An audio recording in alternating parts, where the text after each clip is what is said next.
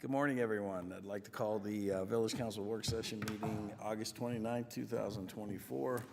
I show the time at 9:04, and I show we have a quorum, and the only one we're missing is Jamie. Oh, there he is. Hey, Jamie. So that being said, we need to consider a motion to allow remote participation for Jamie. So moved. All's in favor? Aye. Motion passes. Next up, we have adoption of the agenda. Any changes? I have one addition on the consent. Number 5, consider adding scope of services prior to excuse me. Let me start over. Consider adding scope of services of prior agreement with Acro Services for additional surveying not to exceed additional $2,300 and authorize the manager to execute the contract. Those are the only changes I have. Anyone else? Nope. All right, I'll need a motion to adopt the agenda as amended. So moved. All's in favor? Aye. Next up, we have adoption of the previous minutes. Any questions, changes? That'll go on the consent, I assume? for No, next one? no, we're just approving Okay, them now. approving them now, okay. Nope, no changes. No changes? All right, I need a motion to adopt the minutes as presented. So moved. All's in favor? Aye. Motion passes. Next up, we have presentations. First up, presentation by Bart Landris of the Catawba Land Conservancy. Bart, welcome. And this doesn't work.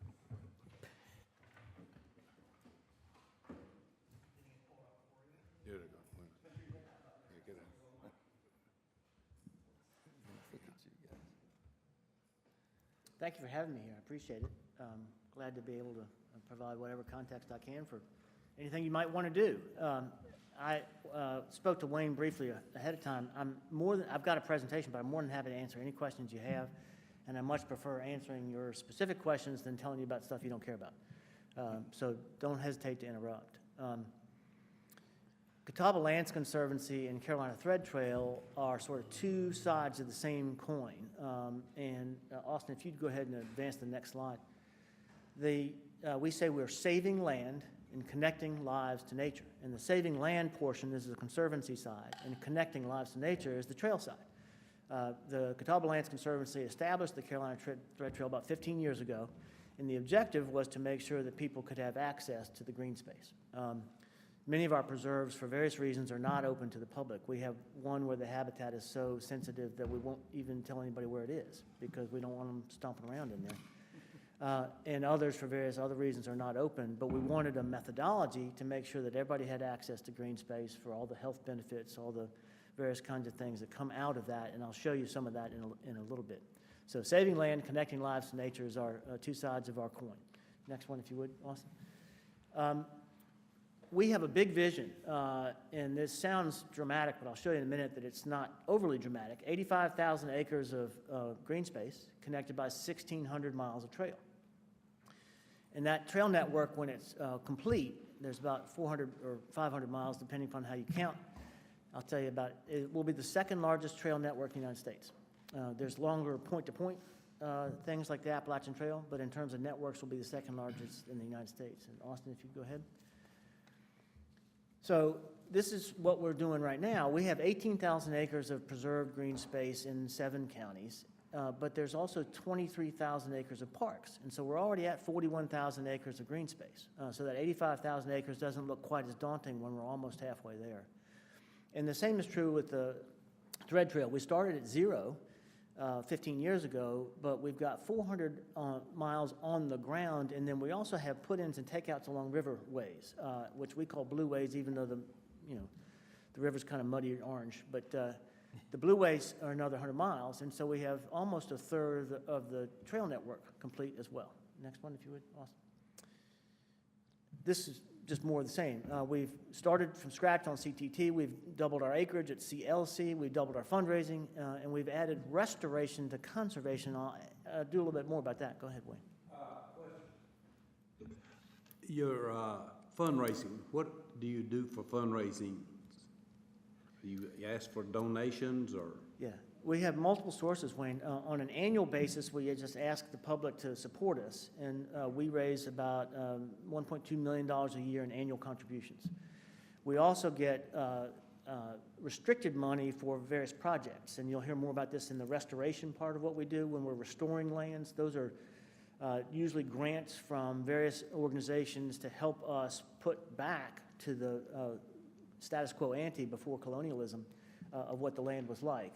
And then we have further restricted stuff. We have some stuff that's restricted to endowment and things of that sort. So we have both annual funding to keep our staff running and our lights on and things of that sort, and then project funding to purchase properties, to restore properties, to build trails, things of that sort.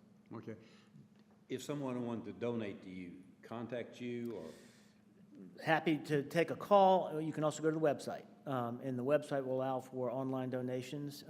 But if you want to know more, happy, call into the office, and anybody on staff would be happy to talk to you. Okay. Thanks.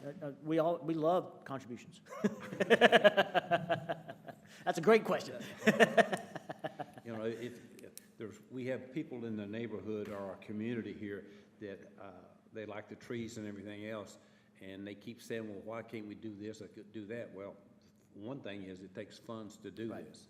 Right, absolutely. And you're instead of somebody here doing it, you would be the perfect person to point to do that. And we'd be pleased to help. Thank you, yeah. Austin, next one, if you would. The quality of life is what our region has that distinguishes it from a lot of other large metropolitan areas. You'll hear me talk about, I've lived here 40 years now, and watched us grow and grow and grow. And that's good and bad. But one of the things that draws people here is the quality of life. If you've lived here a while, you probably saw when the banks were bringing people here left and right, and they would move people from New York, and they'd come and they would be really angry.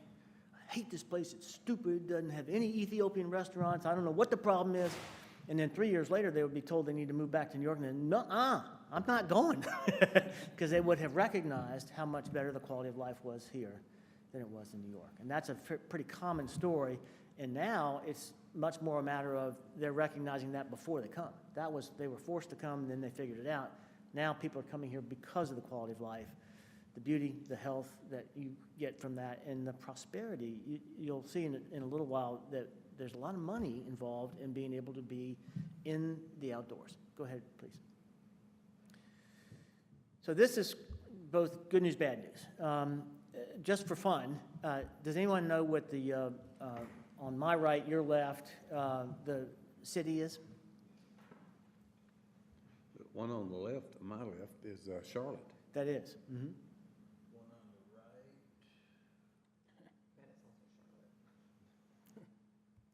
Where's the lake at? It's Oakland, California. And here's, besides the fact of the distinction between which one is more beautiful, here's what you need to know about Oakland. That one's not in color, to be fair. No, that's what Oakland really That looks like. that actually, no, I'm serious. That is the color. Yes. That is the color photo. That's not a black and white photo. No, that is what, it's concrete and asphalt. Yeah, but I mean, you're it's- looking, in fairness, and I don't want to spoil your. You're taking up for Oakland? No. In fairness, you have, we are such a young city. Yes. And there's development going all around. You can't stop that. You can't tell me those trees are all still gonna be there in 30 years. You're stealing all my thunder. And because here's I'd what. love it to be that way. Here's what you need to know about Oakland. To your point, it grew much larger, much earlier. And it's very mature. But now they are losing population. And we are so proud of our football team and our basketball team. They have lost their football team, they've lost their basketball team, and they're about to lose their baseball team. And it's not because it's not a big city, it's because it's not a very nice place to live. And so everybody's fleeing as opposed to arriving, and that's actually the whole point. Taxes too. That doesn't help, does it? Go ahead, please, Austin.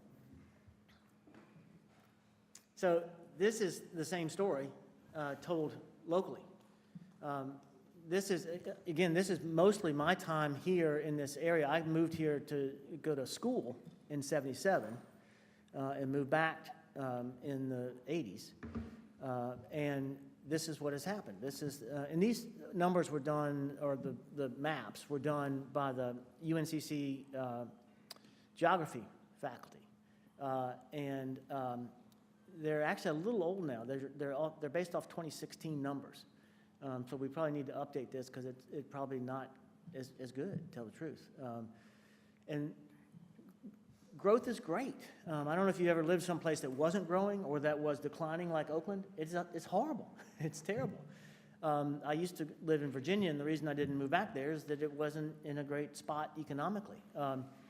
So it's really fantastic for the economy and for the capacity of our region to prosper. It's very tough on the environment. Go ahead, please, Austin. And the biggest point I want to make for everyone is that we get to choose. It's up to us. The demographics are going to force a bunch of decisions on us. We're going to double in size again in 30 years. But the question is, how do you manage it? And growth is actually a very desirable thing. Again, you don't want to be in a stagnant place or a declining place. But if you're not careful, you can end up in some place that you actually don't like anymore. Go ahead, please, Austin. And this is just a really simple way of noting that you have to work at it, but it's possible. And this graphic shows you that it's basically just the distinction between sprawl and density with remaining green space. And those are constant choices. They're being made. We have 88 municipalities in our 15-county MSA, and every single one of those municipalities makes these decisions every day. It's constant. And what I always say is it's either success by 1,000 great decisions or death by 1,000 cuts. And it comes up over and over and over and over again. It's a never-ending story. Austin, next one, please. I have a question about this. Yes. The one on the right shows all the houses being in a cluster. Correct. And where you have the green space and trees and everything else. The other shows houses being spread out. And I'm gathering that the one on the right with the houses in a cluster is the one that you would like to see, because that gives more green space. So preserved green space is what we're after. It doesn't have to be clustered homes, but preserved green space is what we're after in order to keep those two photos different between the Charlotte region and Oakland. The more you sprawl, the less green space is left. If you've been to Europe, the cities are very dense, but that leaves the countryside open. And that has benefits because they have local farms, and it has benefits because they can get out of the city relatively quickly and into the green space. Go ahead, please. And this is just an example of, this guy, William White, is an architect, and I'm snarky enough that I really like this comment, but he's talking about how we shoot ourselves in the foot all the time. But I also want to note that there's great things to be done. That photo on the right is of one of the communist bloc countries that just built a warehouse for people. And that's what it looks like, and that's what it feels like, and nobody wants to live there. On the left, that's Millennium Park in Chicago. And the thing to know about that is it's built on an old rail yard. So they took something that was really unfortunate in the sense that it had been used and abused for many, many years, and they turned it into that beautiful park. And it was costly, but look at the annual economic impact being returned from that. So one of the things to recognize is that there are costs to some of these things. Trail building is a great example. There's an upfront cost, but there's also a payback. And I've got some data on that later on. Parks also, especially one as nice as that, will pay really well. Go ahead, please. And we've already done this. We've got nice parks around. We just need to do a lot more of it as we grow. If you're not familiar, the one on the left is Freedom Park. The one middle is Goat Island in Cramerton, which is a really nice park. And then the one on the top right is Baker's Mountain in Catawba County. So we've got some great ones. We just need to keep doing it. Go ahead. This is the trail system that was put together about 15 years ago. And let me describe that process because it relates very much to how this happened this way. It looks kind of like a bowl of spaghetti, but the original idea that came out in the early 2000s was that we need a trail network to allow our region to grow into a way where people could travel without being in a car, but also to provide access to the outdoors. And the idea was 500 miles. And that idea was shopped around, all around our MSA, and everybody got excited and said, well, if we're going to build a trail, I'd like it to go here, and I'd like it to go there, and I'd like it to go to the other spot. And every one of these counties did a public process where it was bottom-up coming from the citizenry of where they would like to have trails, and then they adopted a concept map, and that's what this mostly is concept. We'd like to have trails in these places. Since we've now built about 500 miles of trail, but what you need to know is that 500 miles turned into the 1,600-mile network that is currently adopted, and we change it fairly frequently now. Most of those maps are at least a dozen years old, and a lot has happened since, and so we're beginning to have requests for changes in the map. The maps are changed by the counties, by the municipalities, but we get involved because people say, well, our job is to make sure all this stuff connects, or else it's not a network, obviously. The highlighted areas in there are where there's currently the most activity, and you can see that there's some fairly significant stuff going on. Each of those is going to be over 100 miles when it's complete. The longest contiguous section right now is 18 miles from NODA, north of downtown Charlotte, to the state line. And so that 18-mile segment is complete. It's really nice. A lot of people using it, about 20,000 a day on that trail. So is there an available map online Yes. that would show more detail? Because when I was on the PRG, and this is a number of years ago, when we were first starting to look at our master plan for greenways and things, you know, there was a section that I think we were approached by the Catawba Thread Trail, talking about coming from like 6 Mile Creek, because Waxhaw was already committed, I think, to what they were doing kind of over with 12 Mile Creek. And at the time, we weren't kind of, at the stage that we could really respond to their request. Right. But are those, you say this is a conceptual map, if you were to kind of hone in there, would you see more Yeah. areas? If you go to carolinathreadtrailmap.org, Okay. and you can also get there just from the general website, it shows you what's complete. And you can actually hone in and say, it'll say it's 1.8 miles, it's improved natural surface, it's hilly, it's flat, things like that. But it shows the conceptual as well, or just what's complete? The map, carolinathreadtrailmap.org, shows you the completed sections and tells you about those. There's also on the website, there's this map that shows you where they all are. Gotcha, thank you. Another question. You said, I'm going to put it in my words, that connectivity is a key to having something like this. Yes. Without connectivity, then this trail you put here, if it doesn't go anywhere, it's good for the immediate people, but not for the area. A couple things. We love trails. We're happy to have trails anywhere people put them in. The whole point of this network is the connectivity. And the capacity to get from places pretty far away without having to be on roads. When it's all done, we have some really capable bikers on our staff, and they go out and do 60-mile rides and stuff, and so they'll be going from city to city on this map. More commonly, what people like is to see the sights, and knowing that they can go from A to B on a lovely spot. And then last but not least is that, again, the whole idea here was to connect places people want to go.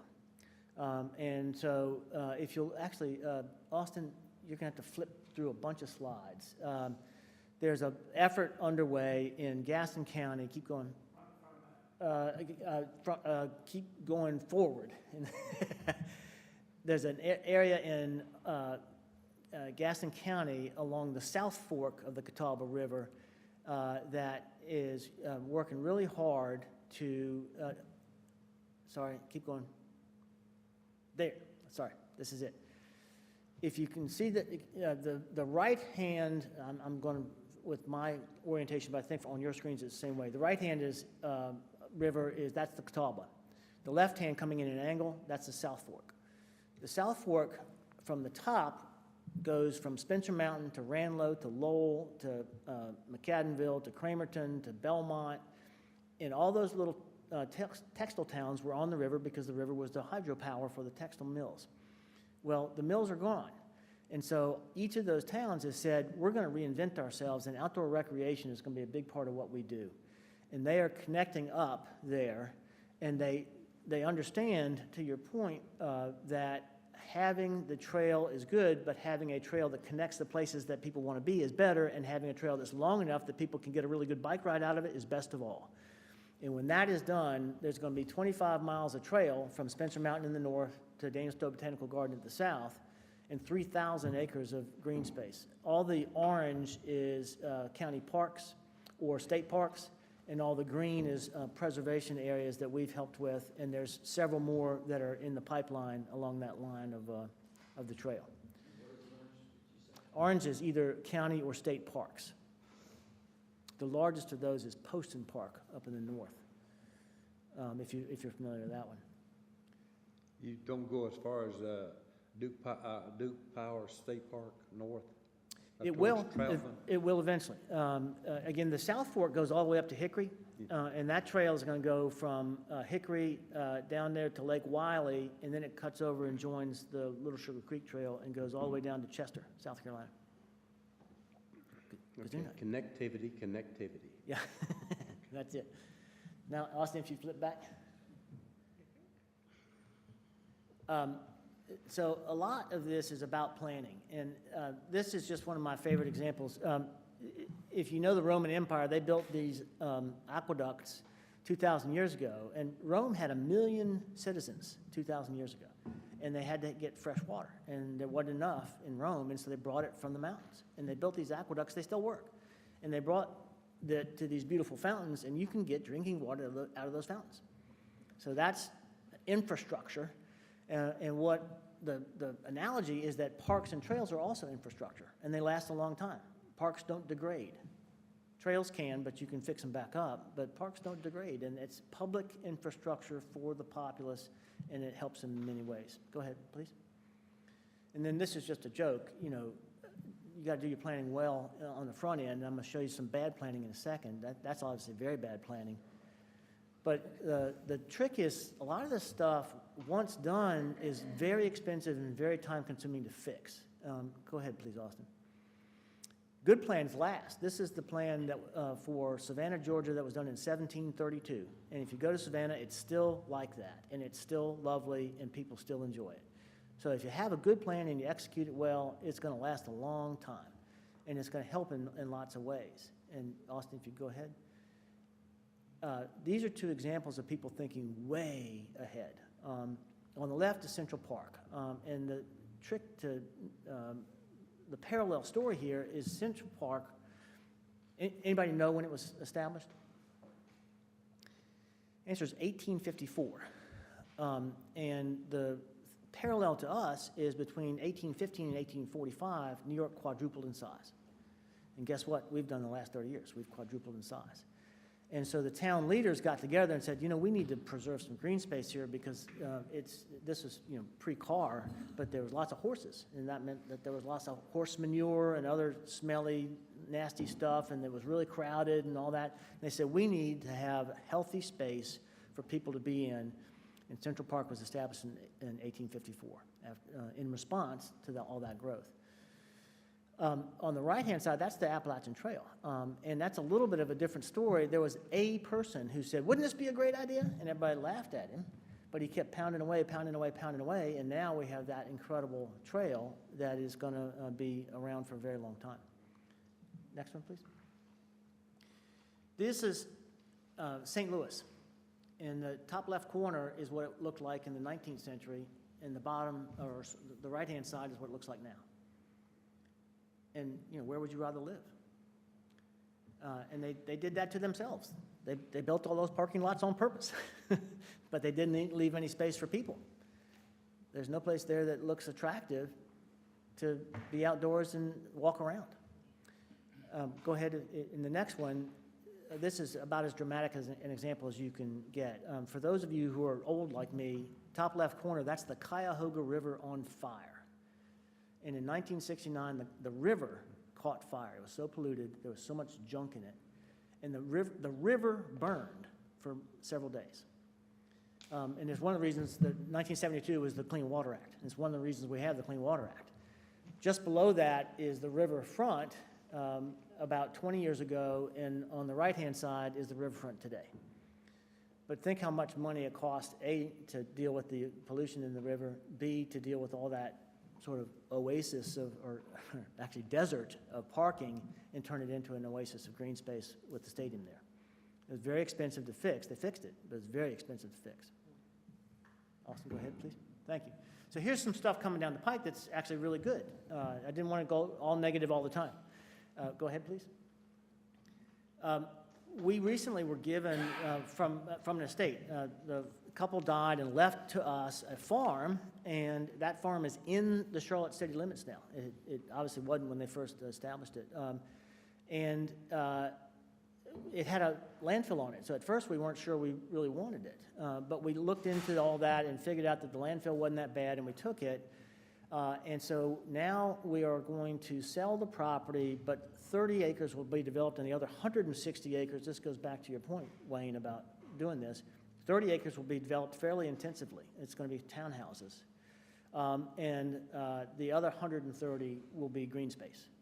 That will be forever green space. So these lucky people who are going to buy those houses get to be next to a 130-acre nature preserve and live up front next to the road, which is the part that was less worthy of conservation. And most of all for us, it also provides a good bit of money for us to then reinvest into other projects. So that was a big win. Go ahead, please. I told you I would talk a little bit about restoration. Conservation, you own it and you let it be. Restoration is trying to bring back to what we had before. And we've got two different types of land that we work with. One are called preserves, and those are ones that we own. And then conservation areas, and those are the ones the landowner provided a conservation easement, but the landowner still lives on the land. And so we don't get to make those decisions. The landowner makes the decisions. On our 4,000 acres of preserves, we get to make the decisions, and we've started to do some fairly significant restoration work in those areas. Just a fun story, that lower left corner, that turtle, that's a fully grown turtle. It's called a bog turtle, smallest turtle around, and that's the habitat that's so sensitive we won't tell people where it is. But each of those is just an idea of the kinds of habitat that we're trying to work with. Go ahead, please. And this is an example of what we're working to do. When the colonists arrived in our area, there was a significant amount of areas that they called savanna. And we know this because there were some botanists who came on essentially voyages of discovery, and they kept very detailed journals. And they would talk about traveling across savanna all day, as opposed to just, a couple steps. And those grasslands were really important to the local flora and fauna. And one of the reasons we had grasslands at that point, first of all, there was no check on wildfire. If a lightning strike hit, it burned. But secondly, and probably more importantly, in addition to deer, we had elk and bison at that time. And so a lot of grazing animals that would keep areas open. And thirdly, the Native Americans, they weren't dumb. They said, look, here's our food source, right, laid out in front of us. Let's keep all that grassland that way. And they would do controlled burns for the purpose of maintaining the grasslands.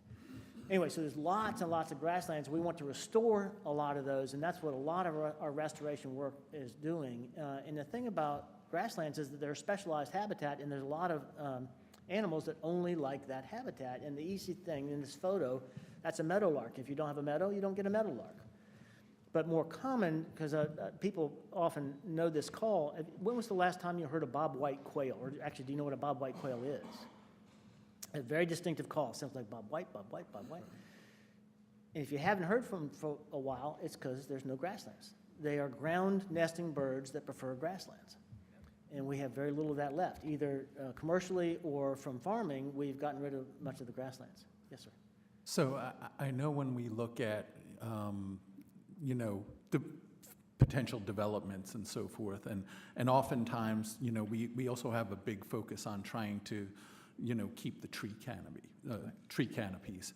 But oftentimes, the lots that we're getting, that we're trying to create some conservation areas, you know, and perhaps clustering homes. I think our intent often is that we want trees to be in those areas that then are common in open space. But what I'm hearing you say is that it may not always be we want to plant trees in those areas. We may want them to be more of like a grass, because it makes a difference when a developer or something takes a piece of land that's already been used for agriculture. There's no trees on it, you know? And I think I've always thought, well, you want more trees. And what I'm hearing here is it's also important to keep some. Yeah, I would say it's a Of both these and, areas. a both and rather than an either or. And Austin, if you'll go to the next one, I think I got something about that. Yeah, this is a Duke right-of-way, and if you, I hope I'm not offending any engineers, but if you're, no engineers, they go by their protocol, and it's really difficult to tell them that their protocol is incorrect. But we finally convinced Duke, this is one of our preserves, and there was a right-of-way going across it. And we convinced them to allow us to change the way it was managed. Previously, they would spray and bush hog, and they planted fescue. Fescue is a non-native grass. It's a great lawn, but it's not a great place for native animals. So we convinced them that if we let the native plants grow up, they had two advantages to them. One is that they didn't have to mow them because they die back. And the second is it would completely change the ecology of that situation. You can see that top and bottom, that's before and after. And it did. And the thing from our perspective that was great, we thought it would take years. And in a total of 3 years, it completely changed the ecology because the plants came back, which brought back the insects, the butterflies, the birds that eat the insects and the butterflies, including quails and owls that are ground nesting, and then the predators that feed upon the squirrels and mice and owls and all this kind of stuff. And so it completely changed in 3 years. So you can do both, because that preserve is very large. That's a 1,200 acre preserve, and that is going to be grassland, and we're going to keep it grassland. And grassland's a little bit of a misnomer, because you can see there's lots of flowers and there's lots of other things, but the native plants, basically, and not trees. But both. I mean, you want, but I want both. Yeah, and we have, most of it's over private properties and so forth. You know, so many of it is yards, but we have a pretty substantial Duke power easement that does go through the middle of most of Marvin as well.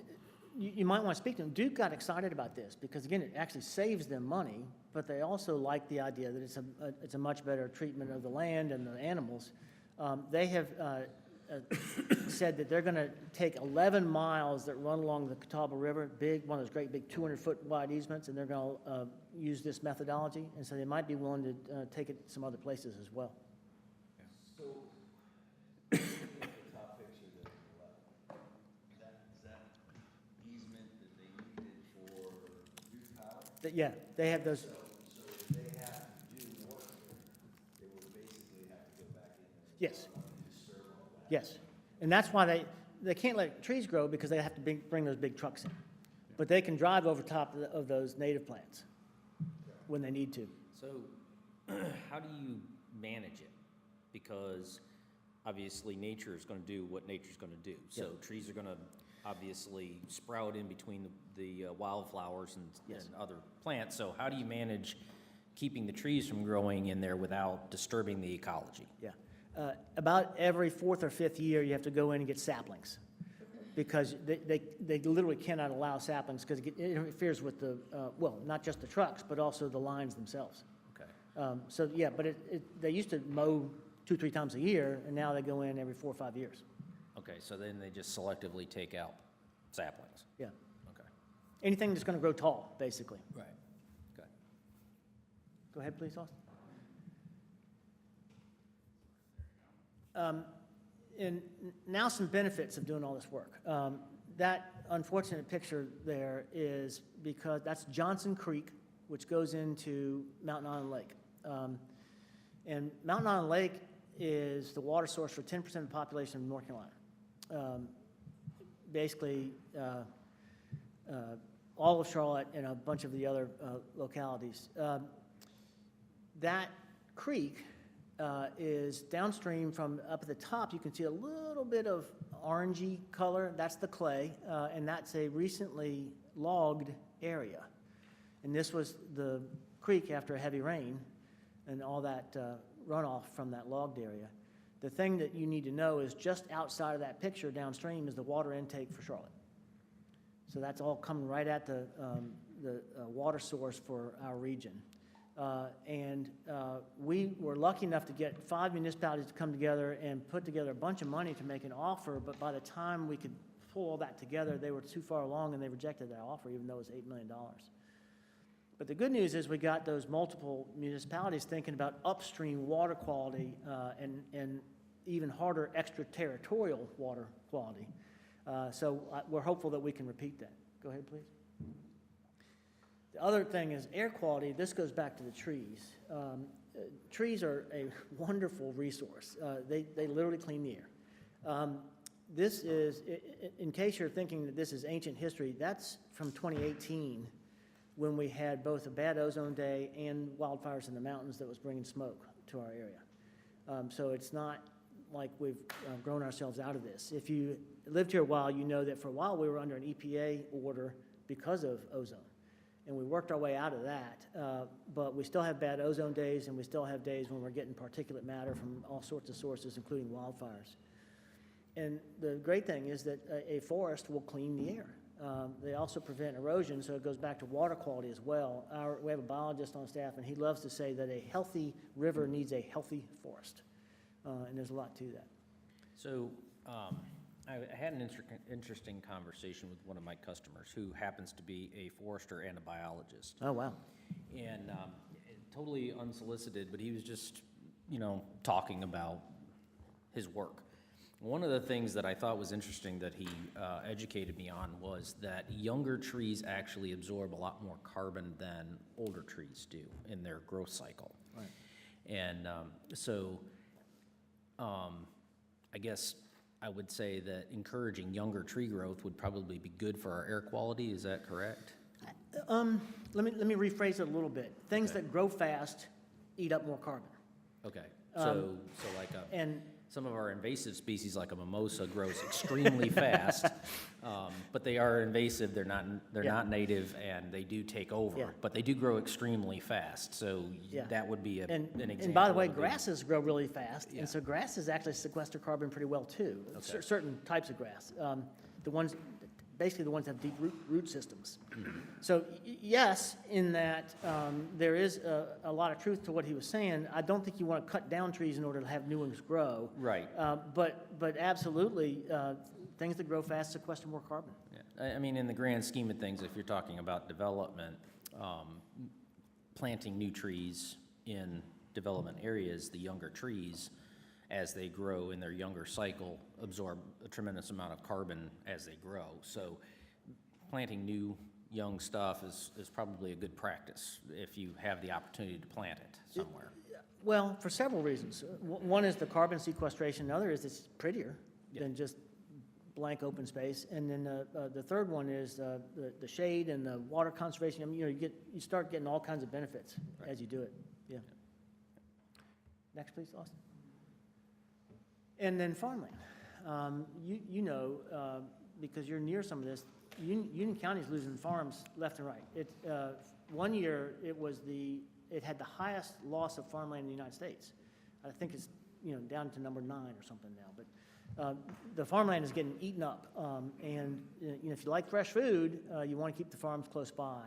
And in addition to conservation easements that I described before, there are also agriculture easements, and the trick is for a farmer is that you must keep the land in agricultural production. And the trick to that is your kids have to want to do it, or you have to have somebody you can sell to. But we work with lots of farmers. The Riverbend Creamery, we had a great farmer who wanted to do an ag easement, which we did, and he took all you essentially get a tax deduction when you do an ag easement because you're reducing the value of the land for development. So he took all that savings and he put it into building a creamery on site. So now they not only have all the milk production there, but you can go get an ice cream cone, so it's great. Go ahead, please. This is that example I was telling you about of the 18 miles.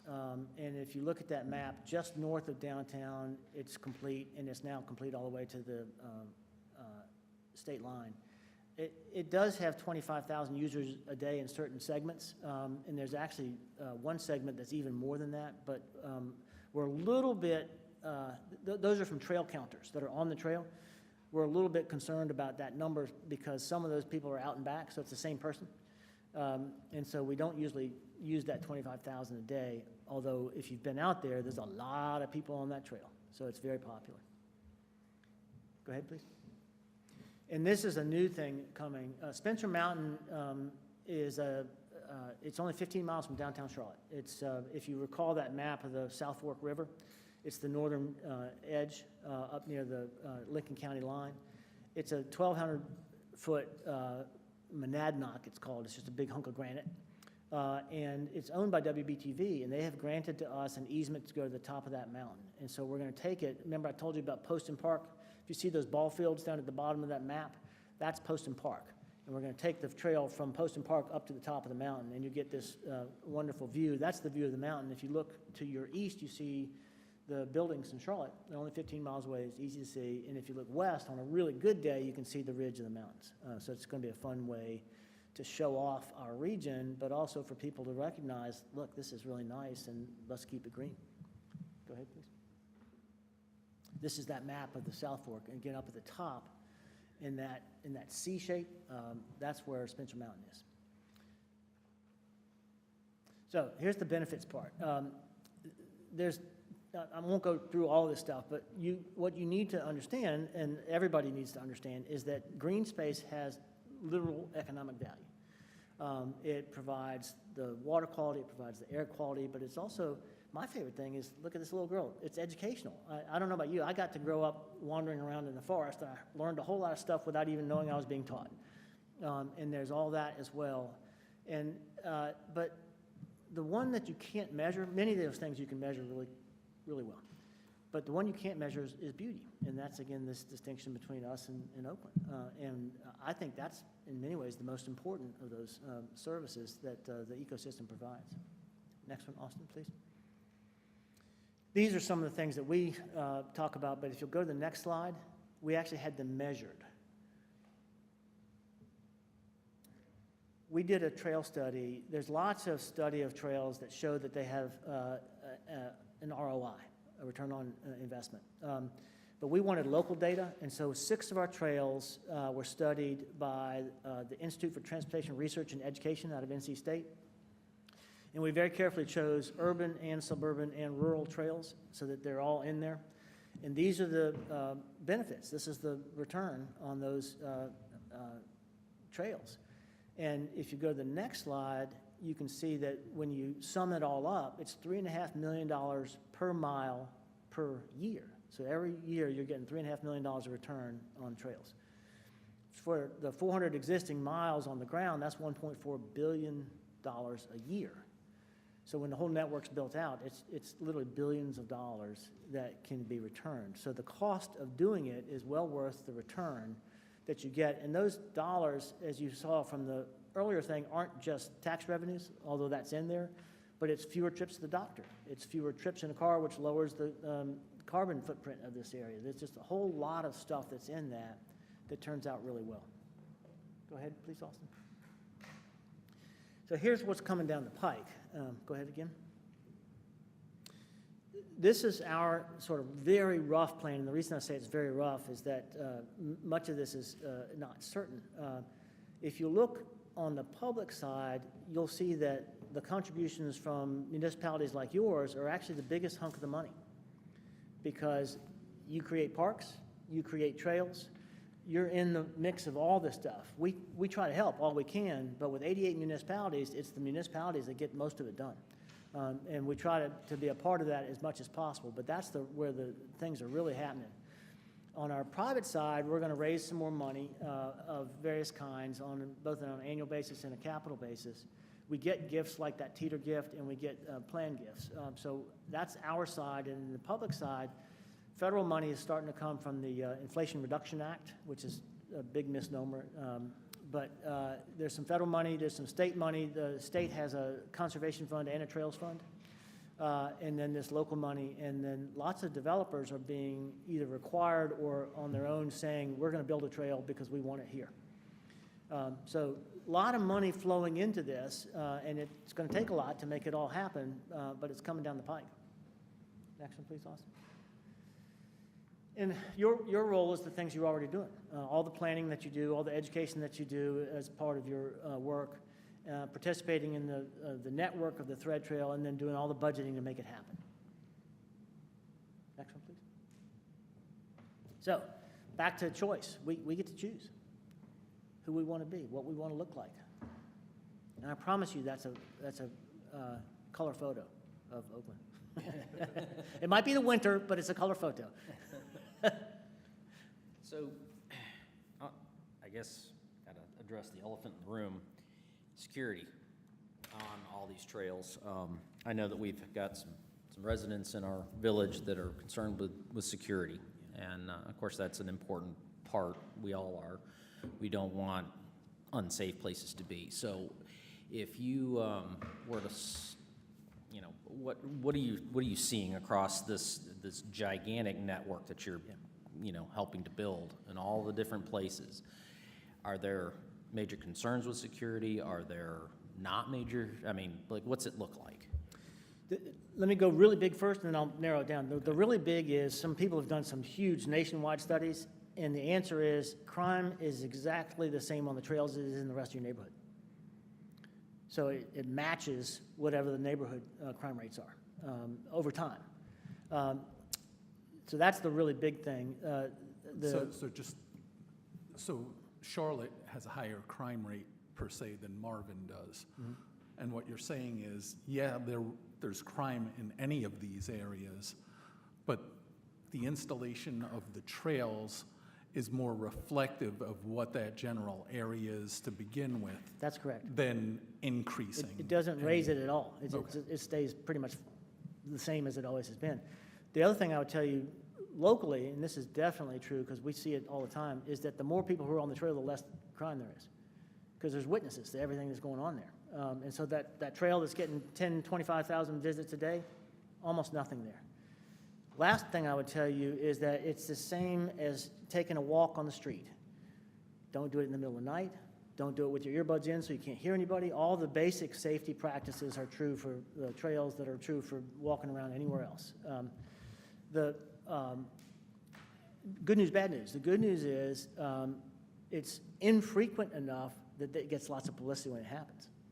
And that's the bad news, is that everybody says, oh, look, there's problems on the trails. Well, it's in the news because it happens so infrequently. It's news. Okay, well, I mean, it's a concern that Yeah. that everybody needs to be aware of, is, as it is anything in Yeah. life, statistics are out there for a reason so that we know Yeah. what's going on. There's actually a lot of study of that issue. And like I said, somebody did this big, huge thing nationwide.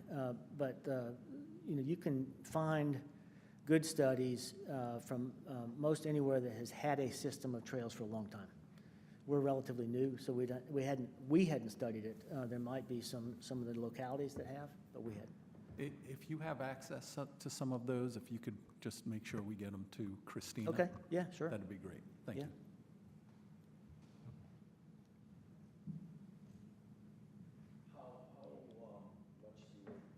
How much do you work with, like, you look at Marvin, for instance, we're 95% built out. There's not much left to develop. How do you work with those individuals, or do you, that have private land that, may be looking to do something altruistic or, for the community? Do you spend much time with them from your? Yeah. I mean, I guess I'm trying to say is, like, there's not much left that we can change. Right. It is what it is, but we're basically a community of homes, and now we're looking at fine tuning some areas that not just put homes in, and how we do that. But there's land out there that, All of our work is with willing landowners. And all What's those. their incentive, though? Usually a tax deduction, not always, but usually. But there is a good bit of altruism as well. The Teeters didn't get anything out of giving us their estate. They just thought it would be a really nice thing to do. Most landowners do conservation easements because you get a tax deduction. And the tax deduction is based upon the lowered value of your land. If you own $1 million piece of land and you put a conservation easement on it, you have removed the development potential. And so, for instance, if it's a 50% reduction, you get a $500,000 tax deduction. So the tax deduction is a big incentive for lots of them. The legislature just last session passed a tax credit for conservation of land. And so that had been in place until 2013, went away, came back. So that's now part of the incentives. But a lot of it is altruism. You can't make money giving land away.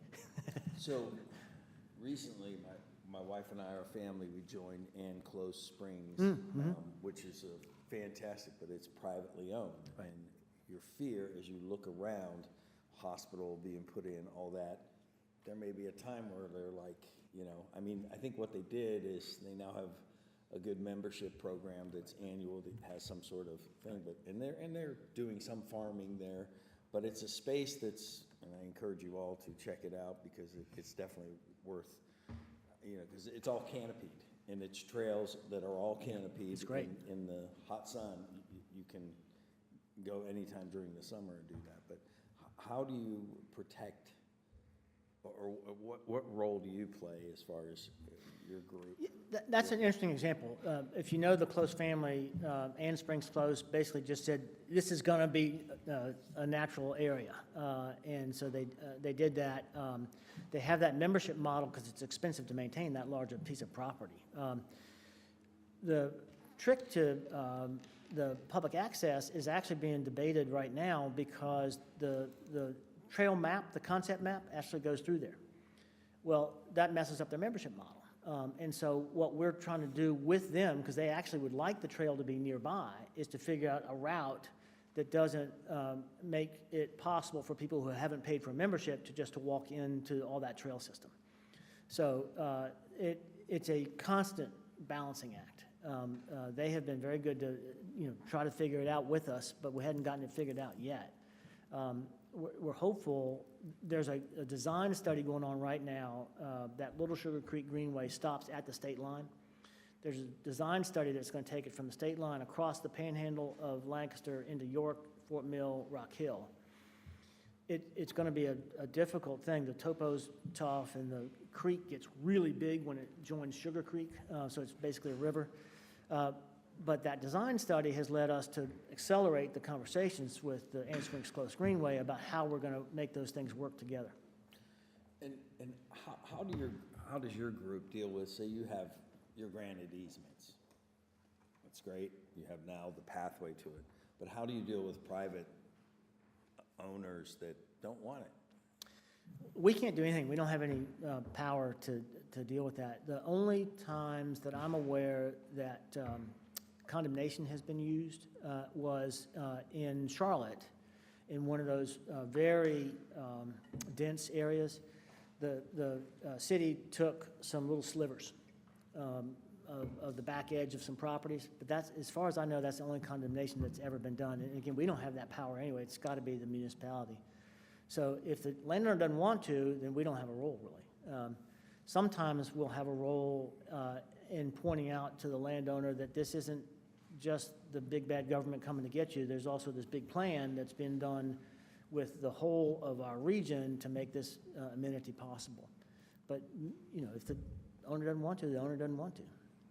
So would you characterize the conservation easements that you would look to get as almost all of them would be irrevocable versus some option for somebody to take it back? And I kind of think of that as well too. A lot of the farmers and farmland that's left over, they get agricultural exemptions from a tax perspective. Right. But if they choose to sell that land, I think they can kind of claw back some of the That's tax correct. savings, That's right? correct. Mhm. how do you handle the conservation easements? Are they all irrevocable? I'm sure that's what you would look Yeah. to do, but, Conservation easement's actually a term of art. It's a defined term in the tax code. And so the IRS has specified, and one of those specifications is that it must be forever. okay, Or else you don't get the tax deduction. Now, you can do an easement. It's not a conservation easement that's not forever. gotcha. And that Spencer Mountain easement is a term of years. So you can do either, but conservation easement is actually a defined term. Got it, thank you. Yes, sir.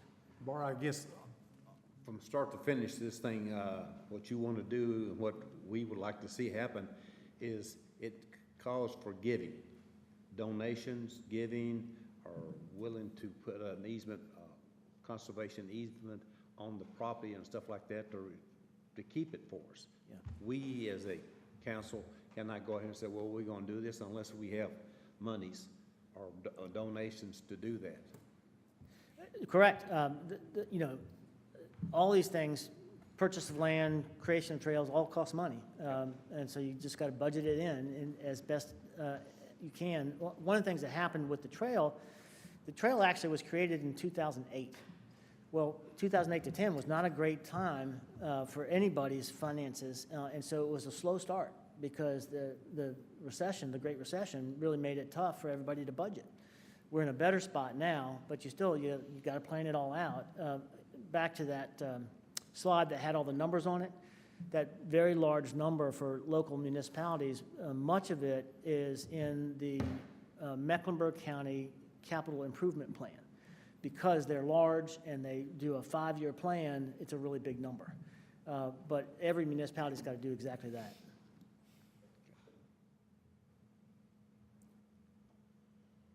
I don't think there's any other questions. I appreciate your. Thank you. It's wonderful to be here. Appreciate it. Thank you. Thank you, Very Bart. timely. Thank you so much, Bart. Thanks. Appreciate it. I need to go back to the adoption of the previous minutes. We can, Suspend the rules. no, we can just go back to it. On page 6 of it, directly above presentations, the word insulted needs to be changed to criticize village attorney. And his basis to challenge the easement. Insulted needs to be changed to criticize village attorney, and his basis to challenge the easement. That just needs to be changed. And his basis to challenge the easement.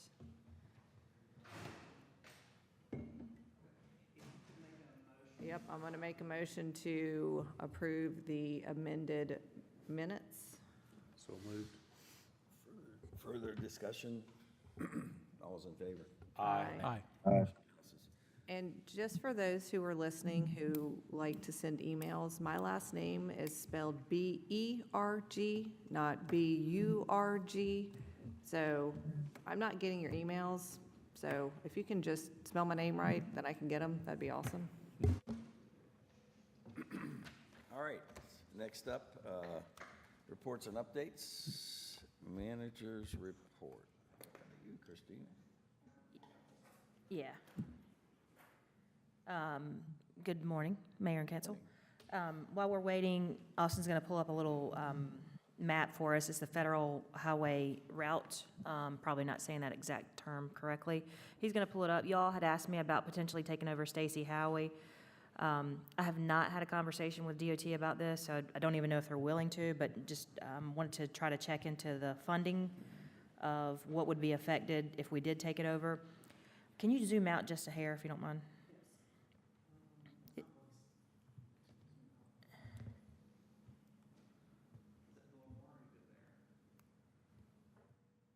A little more so they can actually see. Just zoom on. Okay, yeah, that's good. So they can kind of see. So everywhere you see this purple color, those are roads that are listed on the federal aid route map. Obviously, this basically means that these areas are eligible for federal funding. So when we get to intersections like the roundabouts that we have installed in the last 5-10 years, you see that those or likely a match of federal and state funding and local funding, which is exactly what transpired with all three of those roundabouts. Which basically means there's more money in the pot, essentially, for these transportation projects. Now, if you look down on Waxhaw Marvin, you can kind of see the spottiness. You see it's kind of hit or miss. You can zoom in a little bit more so they can see it a little bit better. Yeah, that's fine. Y'all see how there's certain portions that are in and certain portions that are not?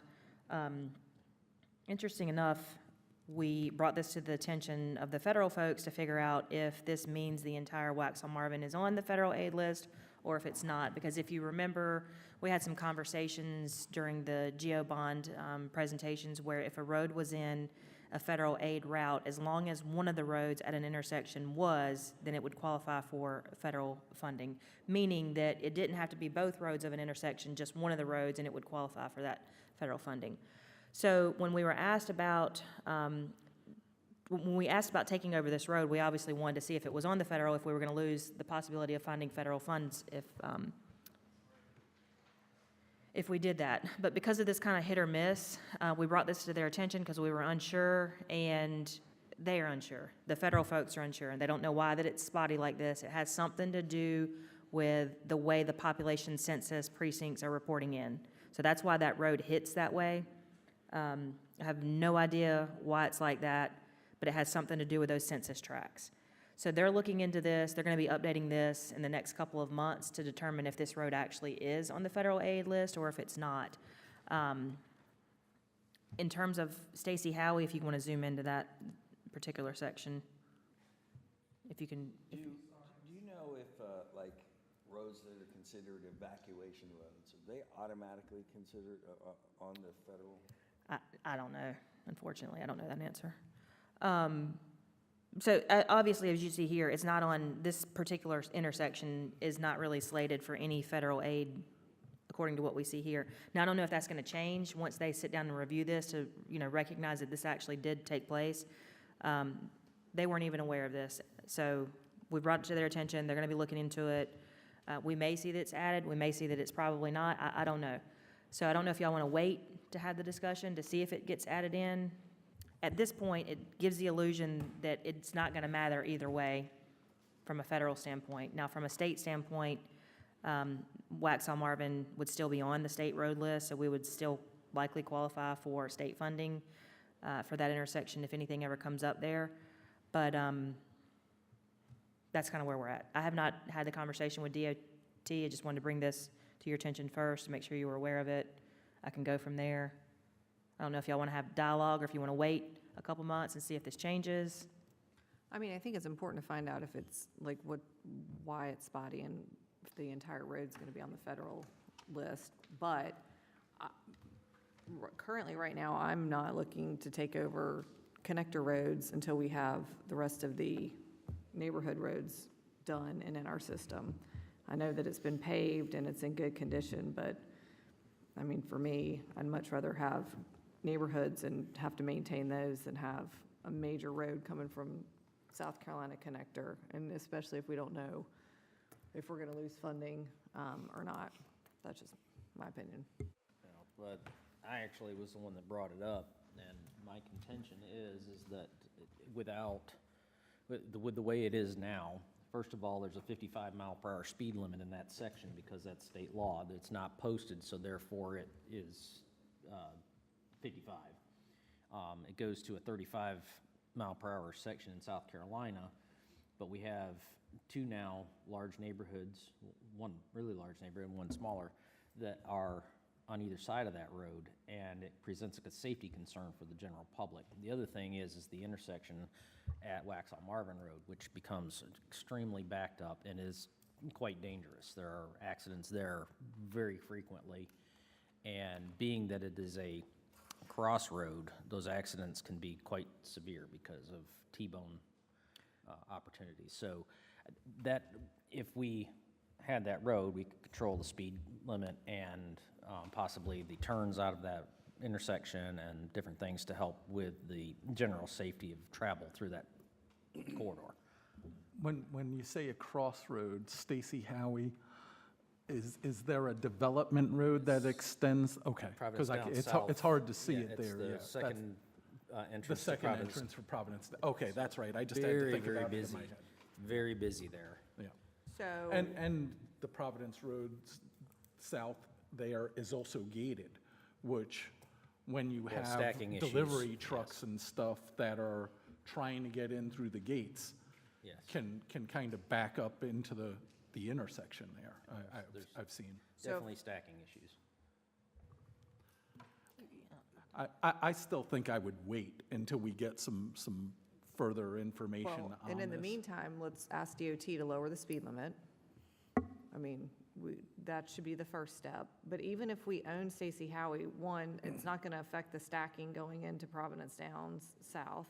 Well, I think And, the major issue there is that there are multiple people that use that as a cut through from South Carolina and try to make a left turn onto Waxhaw Marvin Road, right, which So- creates a So- huge so- backup. right. So what are we going to do about that? We could put a no left turn. I have a recommendation, and maybe the state can help us with this, even though that neighborhood is not part of, maybe it's an exit-only gate rather than an entrance gate. Entrance has to go through the front, which would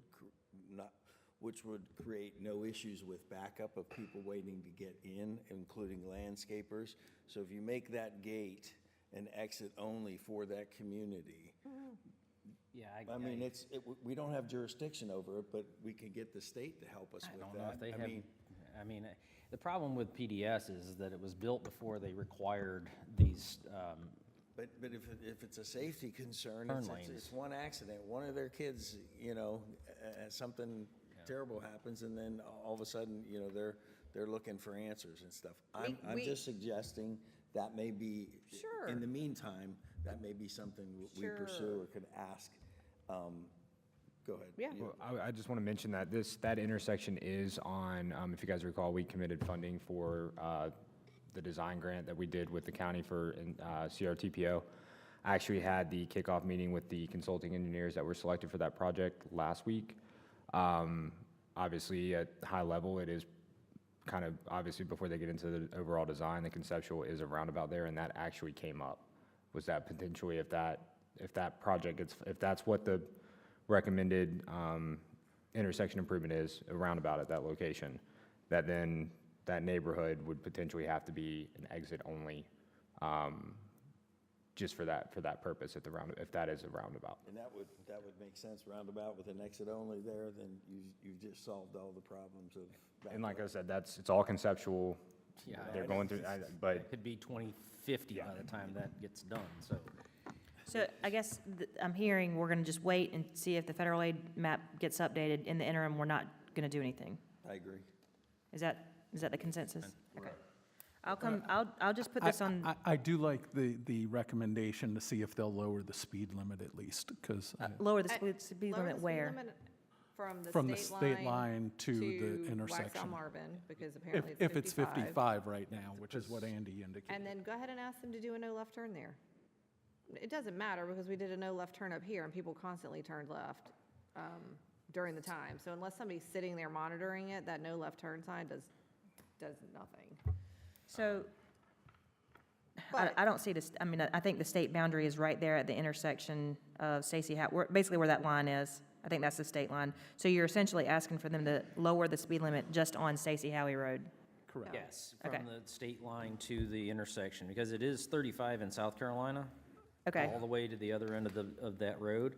And just because it's state law that if it's not posted, and it says it right on the sign as you come in, Okay, state speed limit is 55 unless otherwise posted, and it's not otherwise posted there, so therefore it is, okay, I'll ask them, By they'll have to default. end up doing a traffic study there, so it's probably going to take several months for them to do it, but I'll ask them. Ask them to do both those things. Okay. Any other topics on that? I'm just going to kick this down the road for probably 4 to 6 months, and then we'll revisit that map to see if it's been updated, but I'll have an update on the traffic study in that time. I would say too, I know it'd be nice to say no left turn, and then people would have to follow that as well. But what you do also create then, and I've seen, So one of the houses there has like things in his driveway, because I think what people do, if they can't make that left, they take a right, and then they immediately pull into the first driveway that's open, back out, and go the other way. So keep in mind, I think that's, you can create more problems that way, you know, as well for the private landowners that live down that stretch. As much traffic as there, that's an impossibility to do, to avoid that. It is now Yeah, especially, yeah. but it was an issue at one time that he had to address it. Yeah. And I don't know that person, I just, from what I saw, Well- and if we had no left turn there, I could see every driveway or neighborhood being somebody that wants to pull in quick, turn around and go, you know?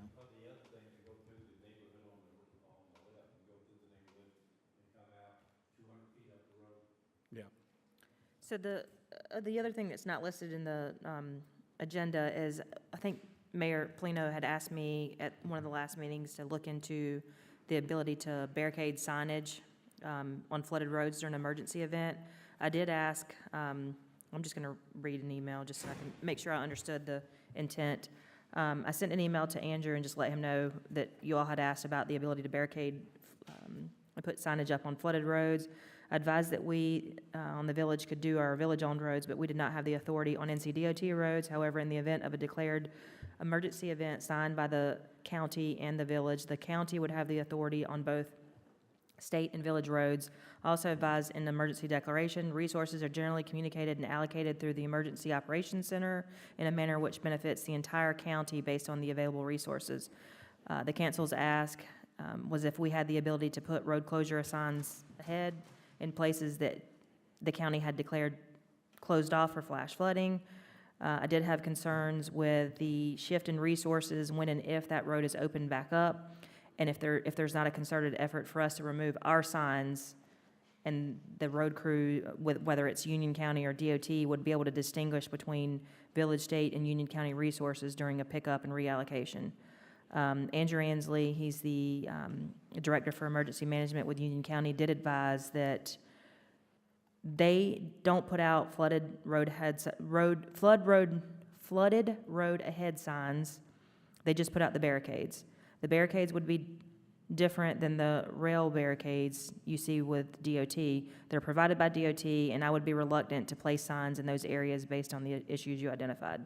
So we can do it, but there's likely going to be a chance of, you know, if they don't know exactly when those resources are being collected, our stuff may be picked up by, you know, a different state agency.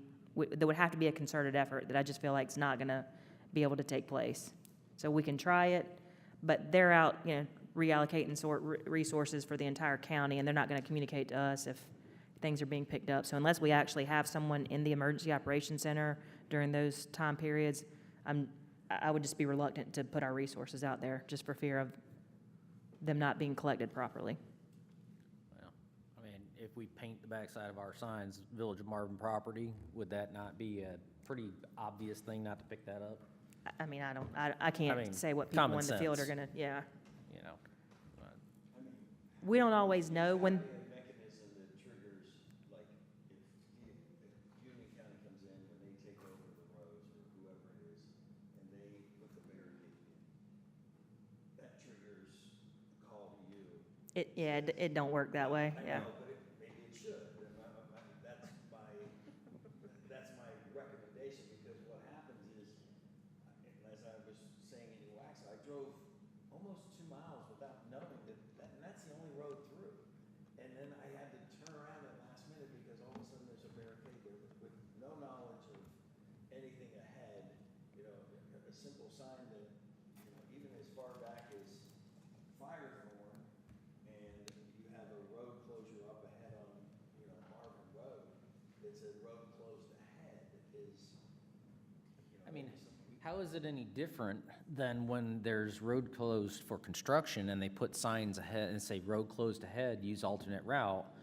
What's the difference in that? I mean, other than the fact that it's closed for a short period of time because of flooding, but it's still the same warning. Yeah, the that you different, I get. mean, the difference in those situations is things are rapidly changing in emergency events, and they may have barricades over here, but now another street over here is flooded out, and they need them because there's, you know, there's so many being used within the entire county, and they go and kind of pick those up and put them back somewhere else. I mean, we can do it.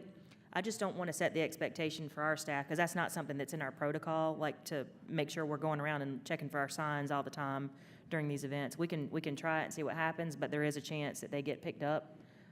Maybe we can pick them, you know, maybe we can get them back once they figure out where they're going. But when we're competing with the county as a whole and all those, you know, DOT and all those resources that are being allocated, there's a good chance they're not even going to be looking at that stuff, so. If I use Marvin as an example, as you're heading towards Charlotte, there's only, once they close that because of the overflow where the ridge is there, they're turning around in a private property area, the home on the left, they're using that to turn around, and that's not good either. It's just, it's more of a, we know what roads are gonna flood, maybe consider when they do close it, that we just keep an eye on that and What if, have that. well, here's an idea. We don't, Okay. and we don't, sorry. What if we get an encroachment agreement from DOT to put a sign, a permanent sign, that can be flipped up or down in those areas that we know are common for flooding? And then all we have to do is flip them up or down, and they're not gonna be removed because they're a permanent sign. That, for instance, Yeah. that 6 Mile Creek crossing there is a frequent place that it floods. If we put a permanent sign there just before you get to Joe Carr Road that says, you know, road flooded ahead, you know, and just something that simple, road closed for flooding. We can look into that. That might be a better solution. Yeah, that is. And then, because we know, like Joe said, we know which ones are gonna flood, they're gonna close most frequently, so maybe Yeah, we can that's a look into better that. That's a idea. good idea. Okay.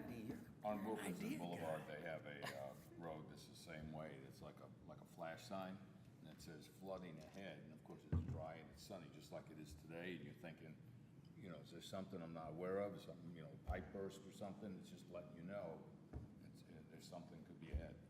Yeah, I think I've actually seen them before where they're like a hazard sign, and it says, the top triangle says road, the bottom triangle says flooded, and then it's either pinned up and it's just nothing. They or definitely the have thing. that kind of thing on when you're in snow country. And, Yeah. you know, they close those roads off. They're way ahead and saying this does not go through, and they just, it's.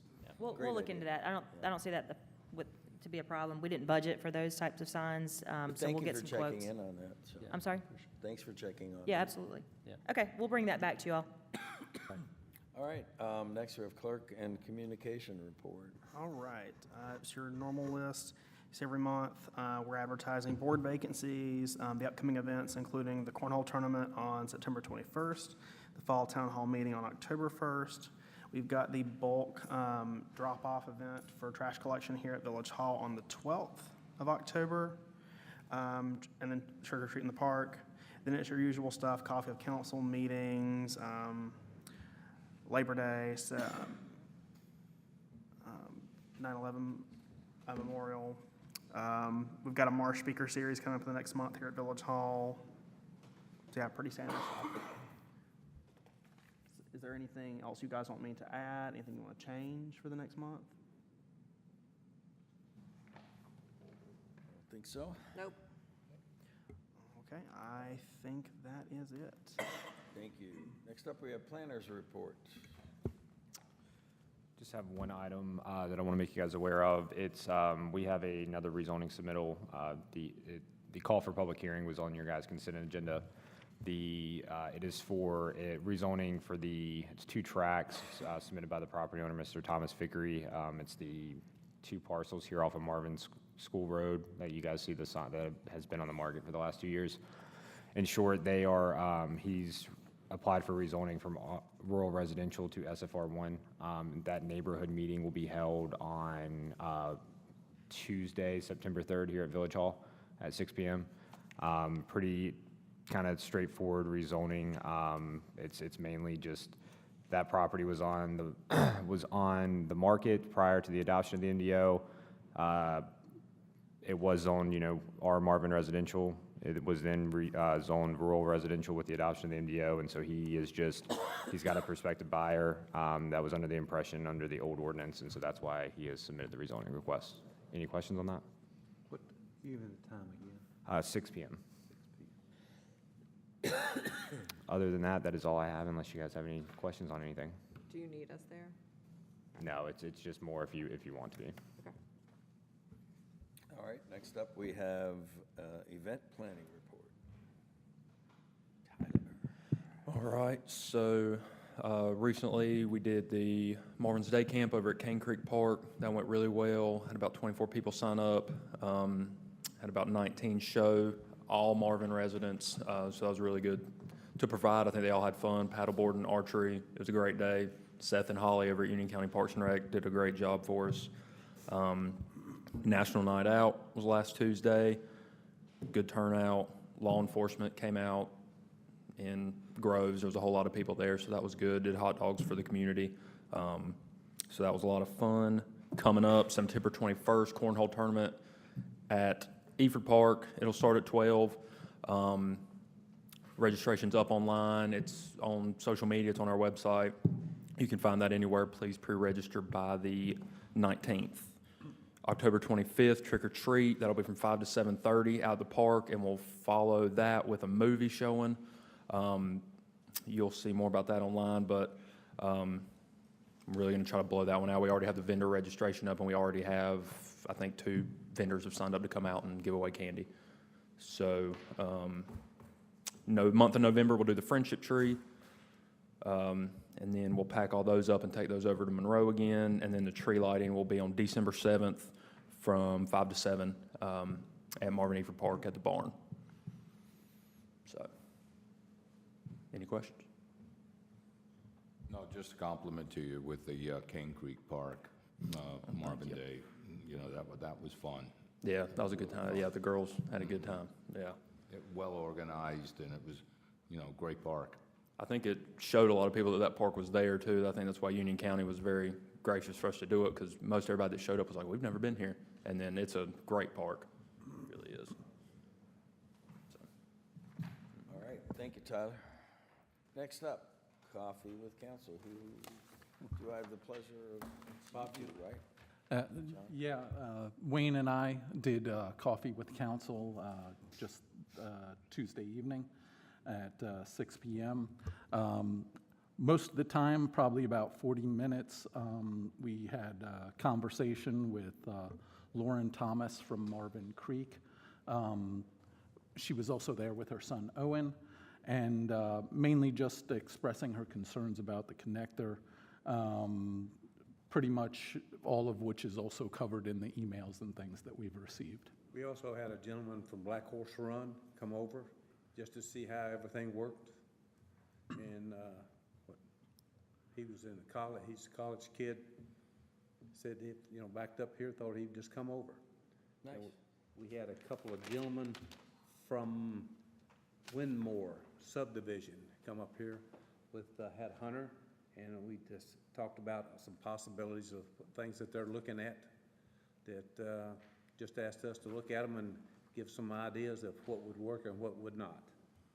So we talked with them, and they left. It was a short one, wasn't it? We only had about an hour and a half, hour and 40 minutes as a coffee with council this week. Yeah. All right, any questions? All right, moving on. Consent agenda. Need a motion to approve the consent agenda as presented. Amended. Amended, I'm sorry. So moved. All's in favor? Aye. Aye. Motion passes. On to unfinished business. Discussion of Winmore bond and final paving.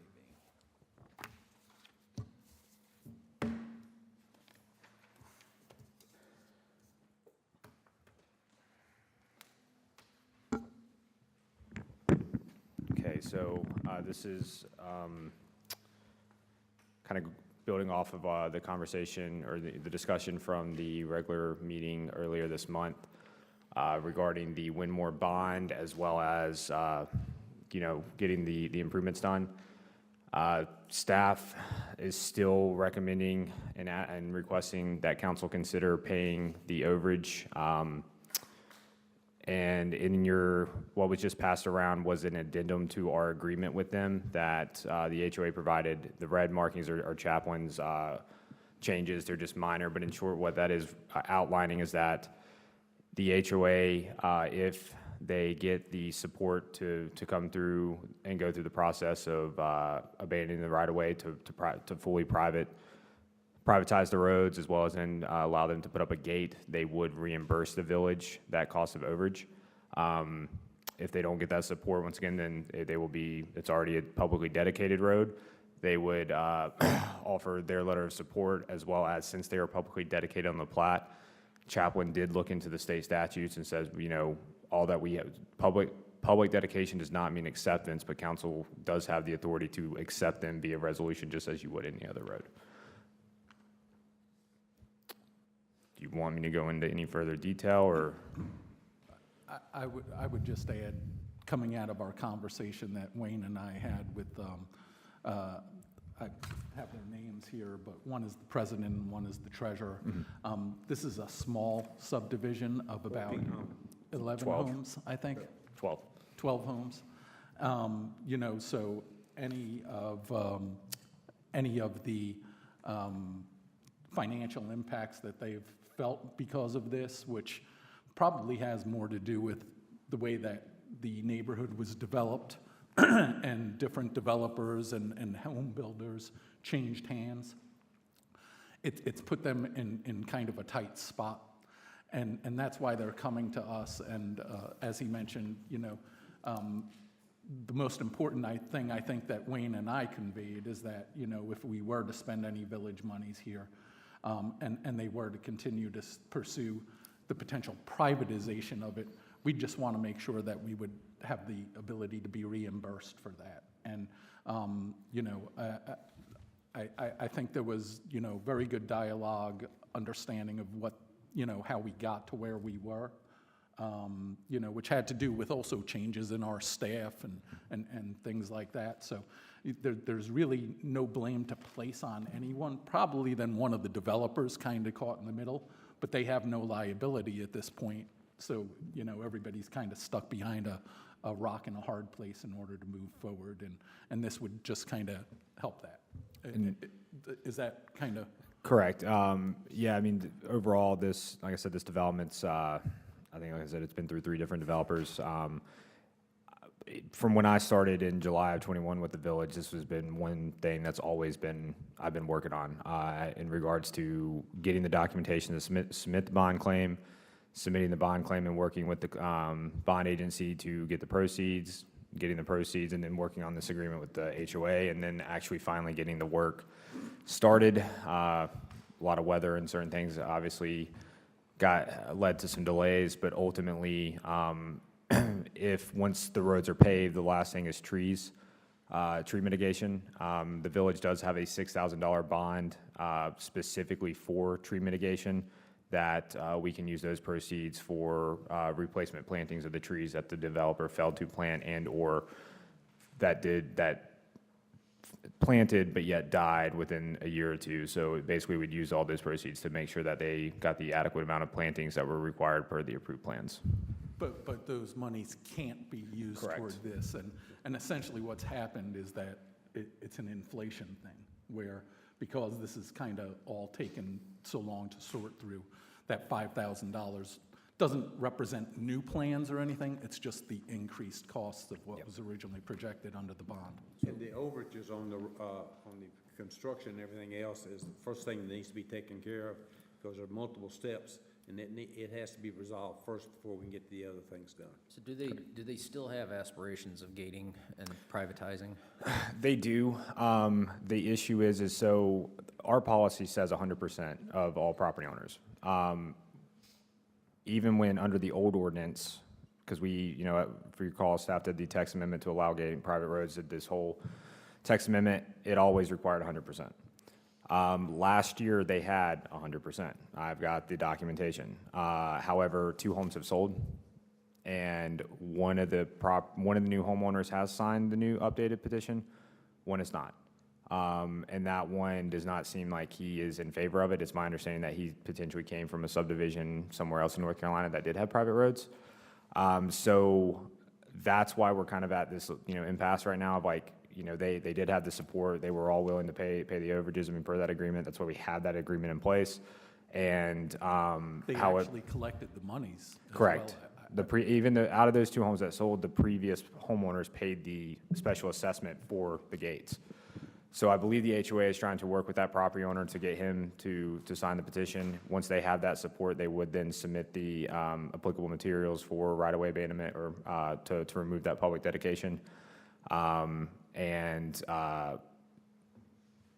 let you guys decide at that time. And if they do, that's where we said, well, we would certainly want that $5,300 back, and that's what. Yep, and they would do this, they would submit that application probably within the next month or two, if I had to guess, because they've been working on the legal side of the requirements. Part of that, those requirements are updating and amending their CCNRs to basically state that they're responsible for maintaining the roads, take all that liability off the village and all that. So if it's gonna come that fast, why would we even be in the middle of this then?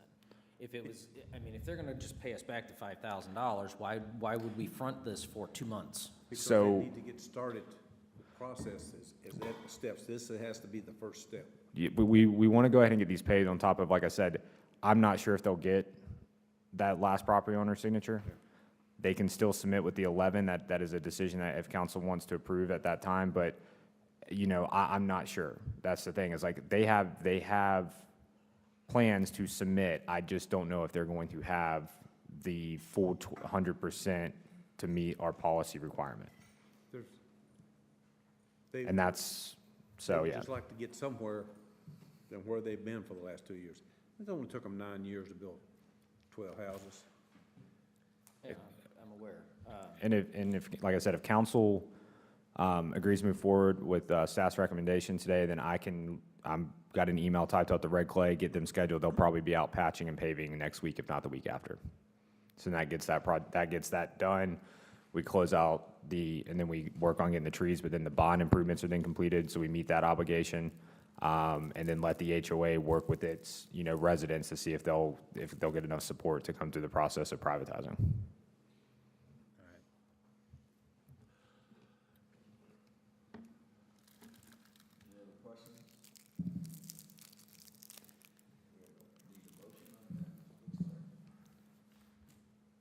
think there's a motion in your guys' system. Is there a motion? I'd like to make a motion that we consider, sorry.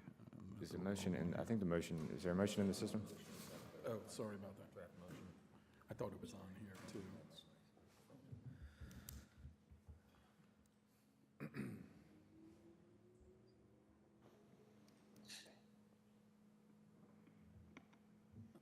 I'd like to make a motion that we move to absorb overages for the Winmore project up to $7,500 and authorize staff to prepare a budget amendment or budget allocation for the actual amount once work is completed. Further discussion? All's in favor? Aye. Motion passes unanimously. Moving on to discussion of Claridge Court drainage improvements. Okay, so I know you and Andy or the mayor and Andy were able to go out. Would you guys like to potentially kind of go over your guys' thoughts on this, or how would you like to kind of discuss this? Andy, you've been much more involved with this. I showed up and basically was trying to get a bigger understanding, get eyes on the site, so you've had the ongoing. I think that at our meeting, and then subsequently spoke with you about this, Hunter, afterwards, I think that we kind of came upon the decision the idea that it probably would be the best course to put the ditch in, to retain the water that comes down the street, which overruns 2 properties. It would be the least invasive and the least cost to put in a ditch at the end of the cul-de-sac, which diverts the water to an established drainage easement on, if you're looking down the street, it would be the right side, because it is the downhill side of it, so the water naturally would go to that one in the best fashion. it's a perpetual issue. It's going to be this way forever if we don't do something. Unfortunately, another case where subdivision took decades, over a decade to get built out. 3 different owners built in there. They've had drainage issues throughout the subdivision. This is just one of which.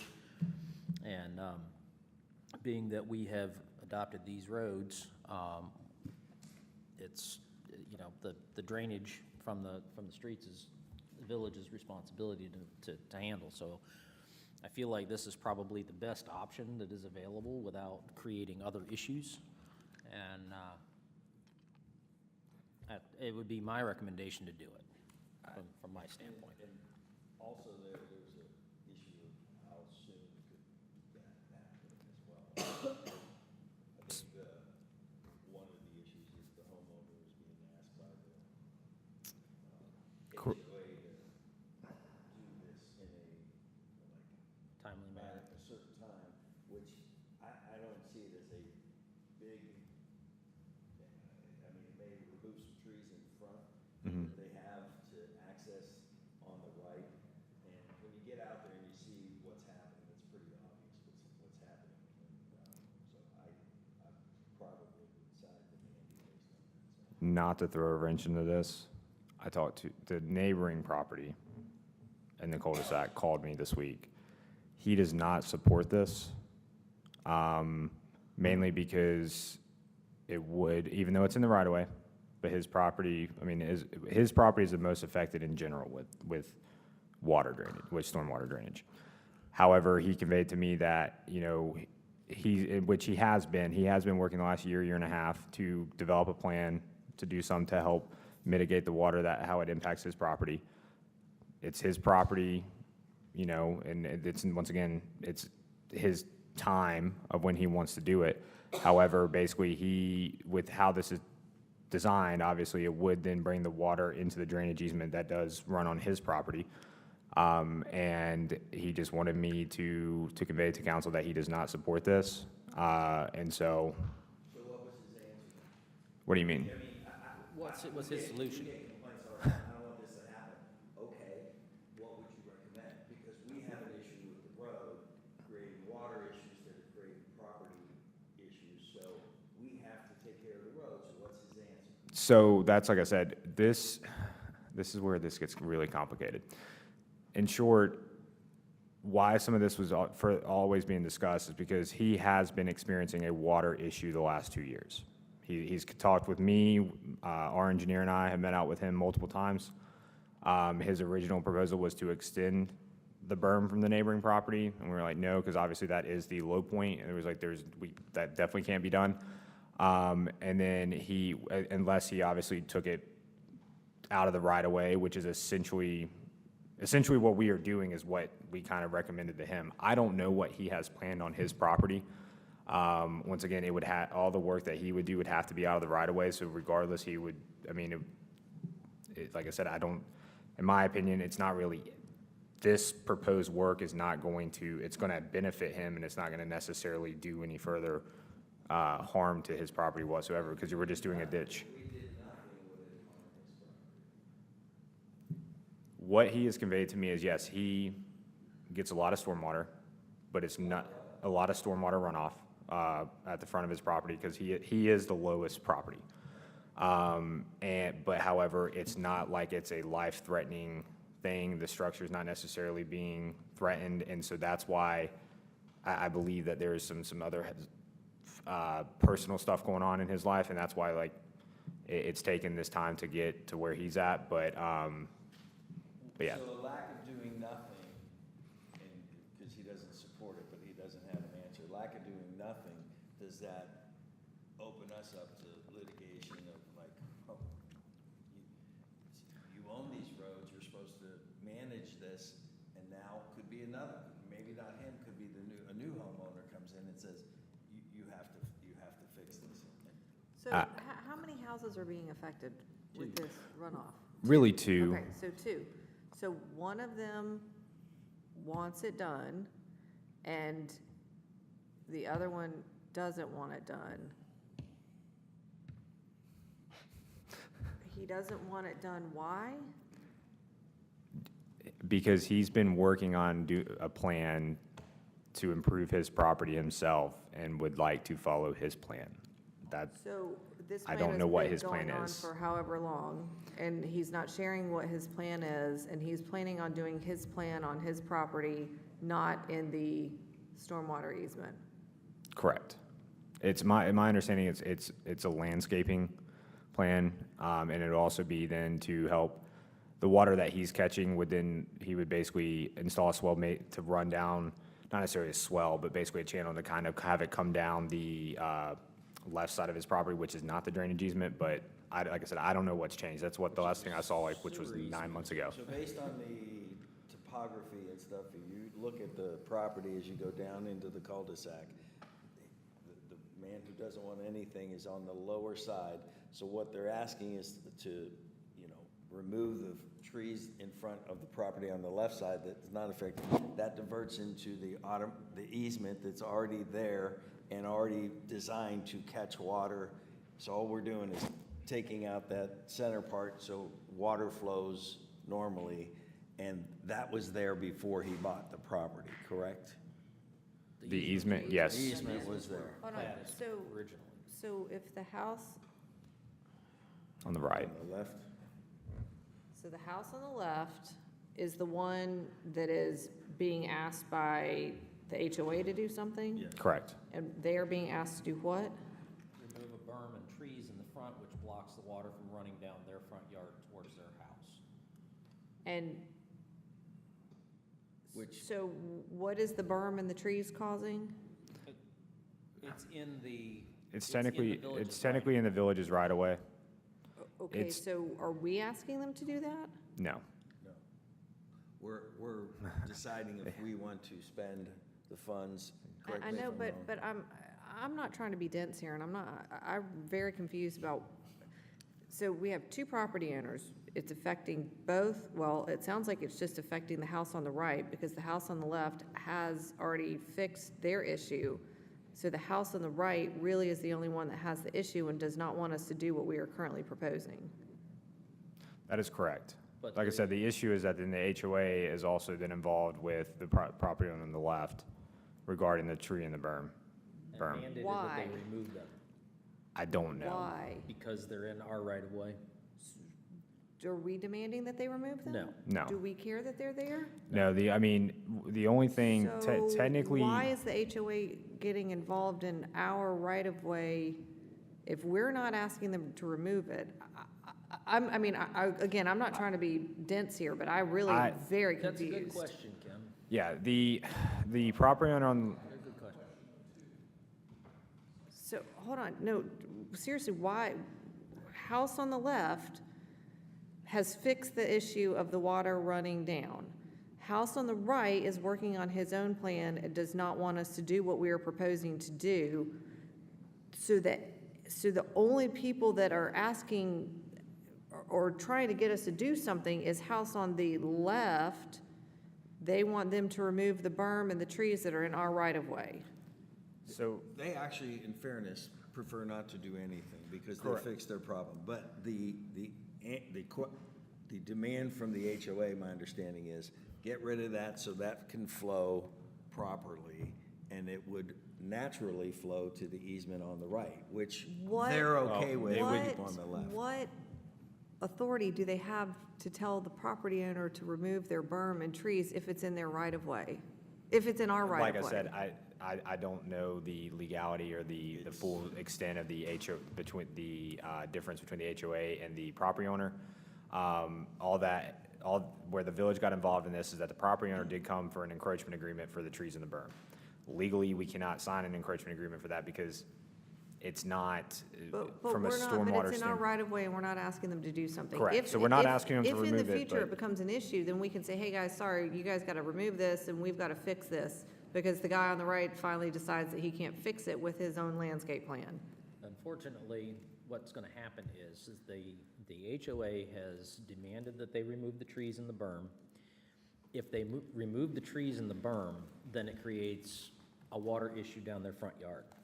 They have no choice but to remove this because the HOA has ruled on this? On whose authority? It went to some It's- sort of court. Do they or- have, I mean, like, landscaping CCRs that maybe it falls against? I don't know. What? I'm just- Wait, hold on, it went to mediation, it went to court, there's a judge's order that says they have to remove There's a lawyer it? involved in all that, yes. There and is. they are gonna be fined lots of money if they don't do it by a certain date. And I will say that, But I- if they do it, it will affect their home. Okay, so it will affect their home, which could affect their insurance and flooding and all that. So what would, it's in our easement, we would say, okay, let's get rid of these trees and just put a drain that moves over to your right and follows But that. there's not currently an issue. it's, Right, and that's what they keep So- saying, there so- is no issue, So- but when they remove the trees, there will be. So if the HOA gets their way, then the village is gonna spend $12,000 on a problem that's not really a problem. Yeah. in short, yes. Okay, so have we had a meeting with the HOA to try to figure out what in the We world is have, happening? in short, the reason why the HOA is in requesting this is because the property owner on the right side, like I said, his original request was to extend that berm in the right of way, and that's where then a problem would definitely arise, because it doesn't then have adequate drainage, because that's the low point. And so, I guess from, Their argument is if we do for one, we have to do for the Correct. other, and we can't do for the other, so we're not gonna do for that one. like I said, this Because- is, Because if we put the berm on the right-hand side of the house, then it's, It traps Doing water what? at on the road. If you put a berm on the right side, it traps water on the road. can't you put something like in the middle where it goes down the stormwater easement? It's then there's the not a stormwater easement down the middle, that's the sewer easement. sewer easement, that's why the two easements are on either side of the two properties, because the sewer can't- goes down the middle, which would be the natural place for it to go, but unfortunately, the sewer's there, so they can't put a drainage easement there. Okay, The engineer has come out and looked at this. Yes. and the The engineer has said engineer what? is the one that suggested the ditch to go to the right side and go down the drainage easement, which has pre-platted to handle stormwater. And that was the reason why he said, put the ditch to that, it's the lower side of the two, and shed the water that way. And then regarding like the encroachment agreement, the engineer, like I said, we would not be able to sign off on the berm, because in theory, like I said, they are potentially changing the drainage, but it's not creating an issue. And furthermore, than trees, we don't really do through encroachment agreements anyway. So that's why no encroachment agreement was, So we either, so we either upset house on the right and spend $12,000+ on a fix that's doesn't really need to be fixed, or we let homeowner on the left leave what they're doing and get in trouble with their HOA. And possibly being able to insure their home if they go through with what they, Well, I mean, if they have to remove the berm and the trees, then we have to put in the drainage ditch. yes. that, or they could do a berm and trees outside of the right of way. Like if they, in theory too, if they moved their berm and trees, but which the trees have been there, it's not like they can just be uprooted and But replanted. again, we don't have a problem with it, so I know. what's the problem? Let me ask you this, does a It's- municipality supersede a HOA's ruling? No.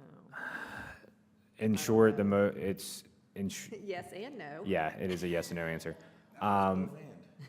Most CCNRs, and just like our ordinance specifically states, in cases that CCNRs are more restrictive than the village, obviously, we can only enforce our ordinances, but it's, typical rule of thumb is the more restrictive applies. Now, to your point, though, the property owner on the left is debating with the HOA, saying that the HOA does not have authority to fine them for something that's not their property to an extent. And that's, so I don't know the legality of it. It's between the property owner and the First one, HOA. The trees that are planted in front, right to the, next to their driveway, that's in our easement? Are right away, Our yes. right-of-way. Okay. Yes, since there's no curb and gutter there, roughly from the back of the edge of pavement, or the asphalt, it's roughly 5 to 8 feet, I believe, to then the actual property line. Maybe 10, I don't know without kind of fully measuring it. But that's, so what the proposal that the village is proposing to fix would be a ditch inside the right-of-way. So it's our right-of-way. It would not be on private property, it's not an easement, it's just the right-of-way. What, to any extent, understanding that this is mostly runoff, but what to any extent is the potential impact on continued maintenance of the roads from an expense perspective to us? I don't have that answer. I can try to get that, have our engineer speak more on that. In short, right now, it's my understanding that the water is, our main priority is one, road safety, so it's getting the stormwater runoff off the roads. Correct. Quickly as And possible. that's what from a- my question Yeah. is. Do any of these solutions impact that to more of an extent or not? No, because the way, the property on the left sits like this, it's a tad higher. So her berm, so any water catching there is either coming around and then going down her driveway, or catching here and then going around and then going on the other property that property owner who's not supportive of this fix. So it's getting off the roadway. It's also in a cul-de-sac, and that's why trees, for example, if this was on the main road, could be a concern, because then you're looking at site triangle and more of a safety concern there. But in this instance, with it being in a cul-de-sac, it's a very weird case. Yeah, well, being that the road is circular, the trees actually go back, so Yeah. it doesn't create a sightline issue anyway. Correct. But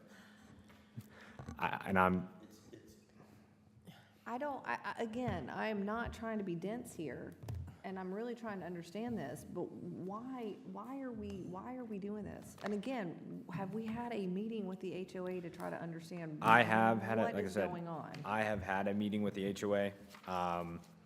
And so why do they want the berm and the trees to come out? I don't know. I mean, in short, it's because, I guess the HOA's argument is that they did not receive HOA approval. They have to have ARC approval for landscape plantings. However, then the HOA can't grant ARC approval for since it's in the, yeah. Like I said, I have taken the approach, I've tried to stay out of it. But I mean, it's in our right of way, it's our stuff. What if we just say, okay, there are trees in our berm? I don't know, I guess that could work. I mean, I I think am, the homeowner, correct me if I'm wrong, I think the homeowner on the left that have the trees, they're willing to take those out. And what we would do is just come in and replant them? remove the trees, not replant anything, create the ditch that drains over to the right, but now all of a sudden, the guy on the right doesn't want that. Correct. Right. So, in short, what was recommended, once again, I wrote a letter to the property owner. Hopefully, my intent was that this would potentially be enough to Hold on. Andy. support from the village that the HOA Andy, would one- remove their violation. finish and then- Is that basically the berm is more of the concern than the trees from a village's standpoint. It's not, once again, it's not necessarily creating an issue, but the berm, if the berm was removed and it was flat, then for sure, all water would be able to get off the road adequately. The homeowner on the left did talk with a landscaper, got me a scope of work. Myself and the engineer reviewed the scope of work, provided them a letter saying we can concur and think that this work would obviously fix any of the potential issue or potential concerns that the village may have. However, I believe that the HOA, like I said, the HOA is requiring or requesting an encroachment agreement. But we can't, our engineer cannot issue an encroachment agreement for this. It doesn't matter if we're giving them an encroachment agreement. If we're saying it's fine, then they don't need that. Like I said, I don't understand that, once again, how the HOA is still going this route. I can have a conversation with them, or with the HOA president, to see if, we can just let this. I'm just trying to figure out how to make both parties happy and us not have to spend $12,000. Well, may I make a suggestion? How about we approve the landscaping that's already there, so nothing has to be done, because it's working now, correct? Yeah, as far as I know, So it's if we keeping the. as a go retro, or I don't know if we can do this or not, to go back and say, we're look at what has been planted on our easement, Right and of we're way. okay with that, and we officially give them the okay that this is going to work with this road, does that not supersede the HOAs? That would be an to me? encroachment agreement, which is what Right. we've tried, and our engineer can't sign off on an encroachment agreement because he knows that it does create the water to flow. It does change it. It does change, it does alter it, so But the next door neighbor's okay with it But currently. if we, he, Because then It's- we'd be responsible for the change in water flow, and that neighbor could change. The new neighbor could then have an issue. Can't we just write him a letter and say it's fine? We I I did. think we have. And it's not affected it at all. So this is why this is still an ongoing thing, because as soon as they take the trees out, which they have no issue now, and that's what they keep maintaining, there is no flooding issue now, but if the trees and the berm come out, it creates a flooding issue without some kind of other mitigation in the place of the trees and berm. So it's, well, it's this, if that's the case, circle. then I'm at the point where we move forward and take the trees out of our easement. Because it's our easement, it would be our responsibility to pay for that, and then it creates, and then, What if we This just go is- plant trees back? This is very similar, if you recall, a couple months ago, Davey brought to you all an issue in Providence Estates. Oak Brook? Oak Brook, keep getting them mixed up. Oak Brook, where there was a property owner that's not in Marvin.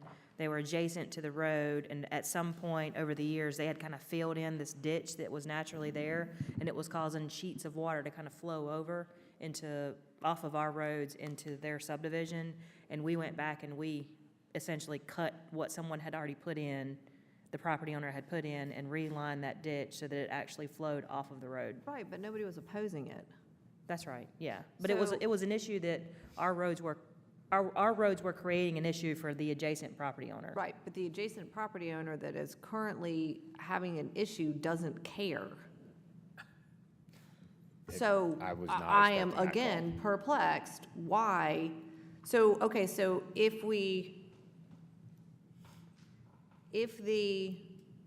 again, it's in our right of way. I don't understand how, like, that doesn't, so if they take the berm out and they take the trees out and we come back in and put the berm in and plant the trees in our right of way, what are they gonna do?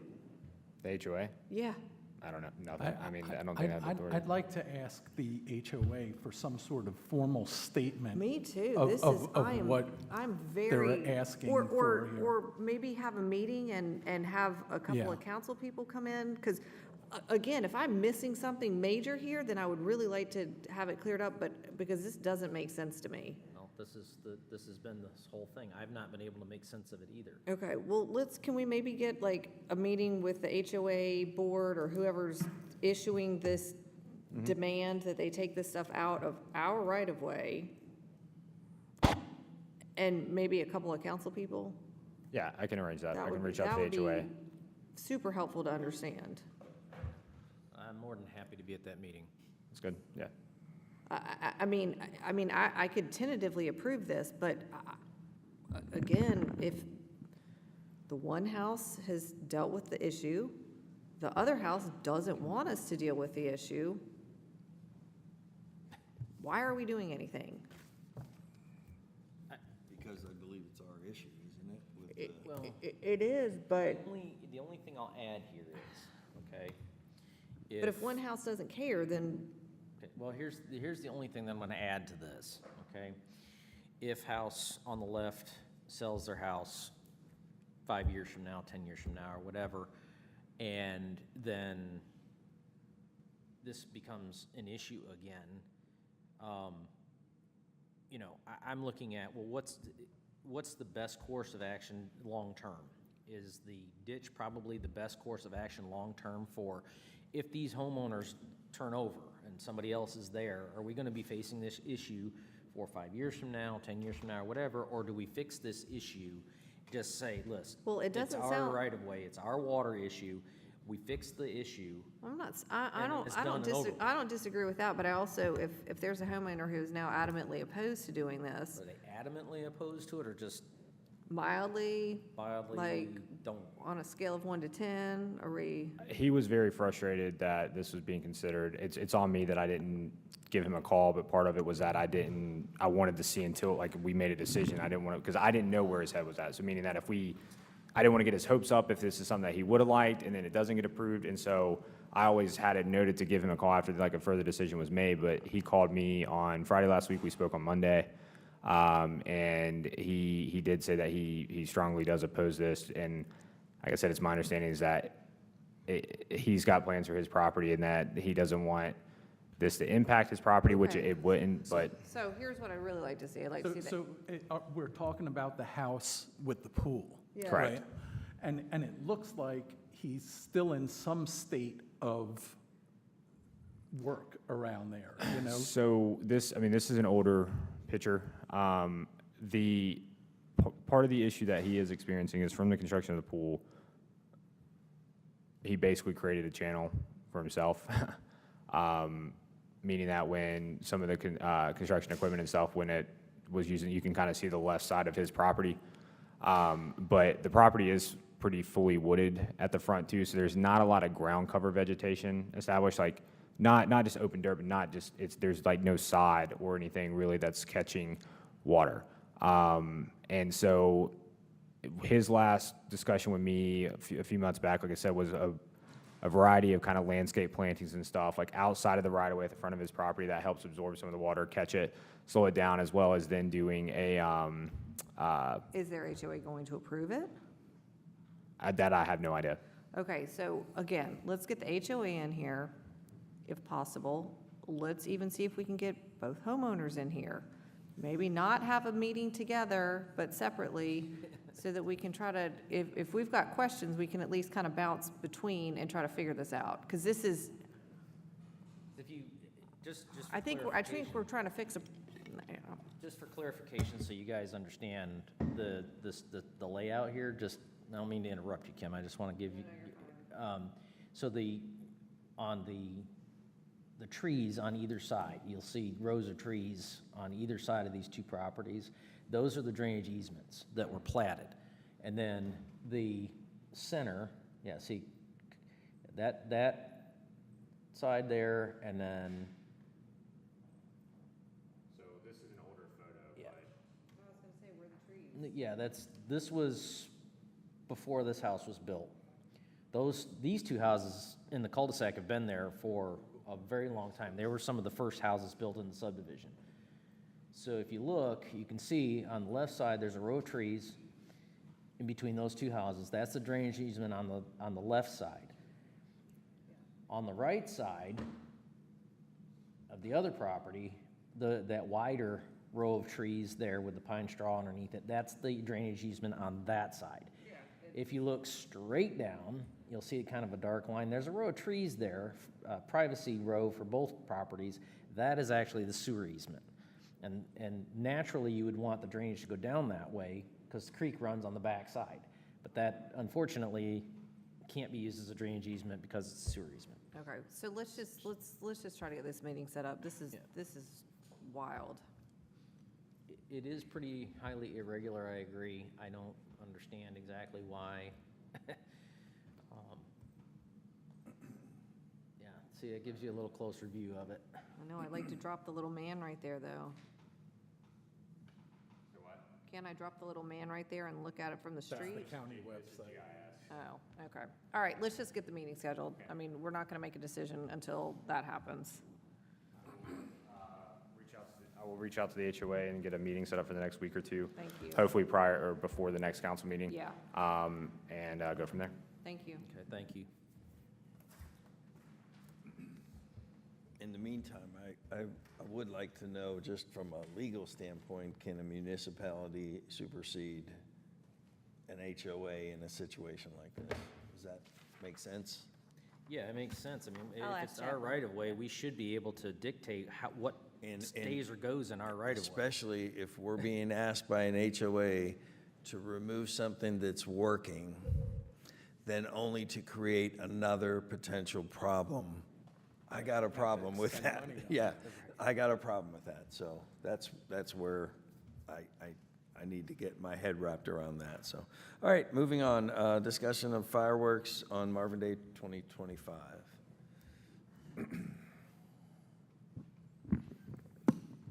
Yeah, so this is a while back, a couple.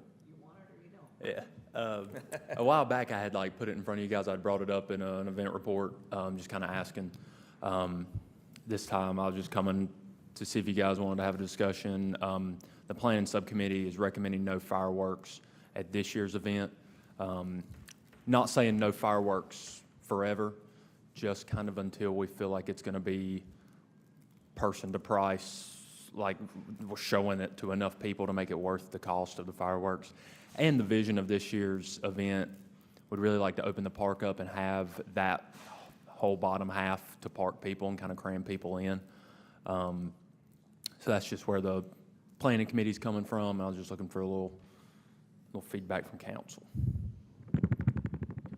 I would say I personally like fireworks, but I think one of the things that we've tried to do with Marvin Day is try different things to see what works, right? And, you know, it does cut off a good chunk of the park. So, you know, I'm open to the fact as long as they're able to be considered for the future. But do we still intend to have a band and evening events at all, or Yes, do we sir. not? We do plan on having the live music and everything, kind of opening up the kids' fun zone to a much larger portion of it, of the event, make the event almost, I hate to use the word fair, but have a lot more for the kids. We're going to move the kids' zone from the small lawn to the large lawn and put music in the smaller area, just because we feel like we cram a lot more people.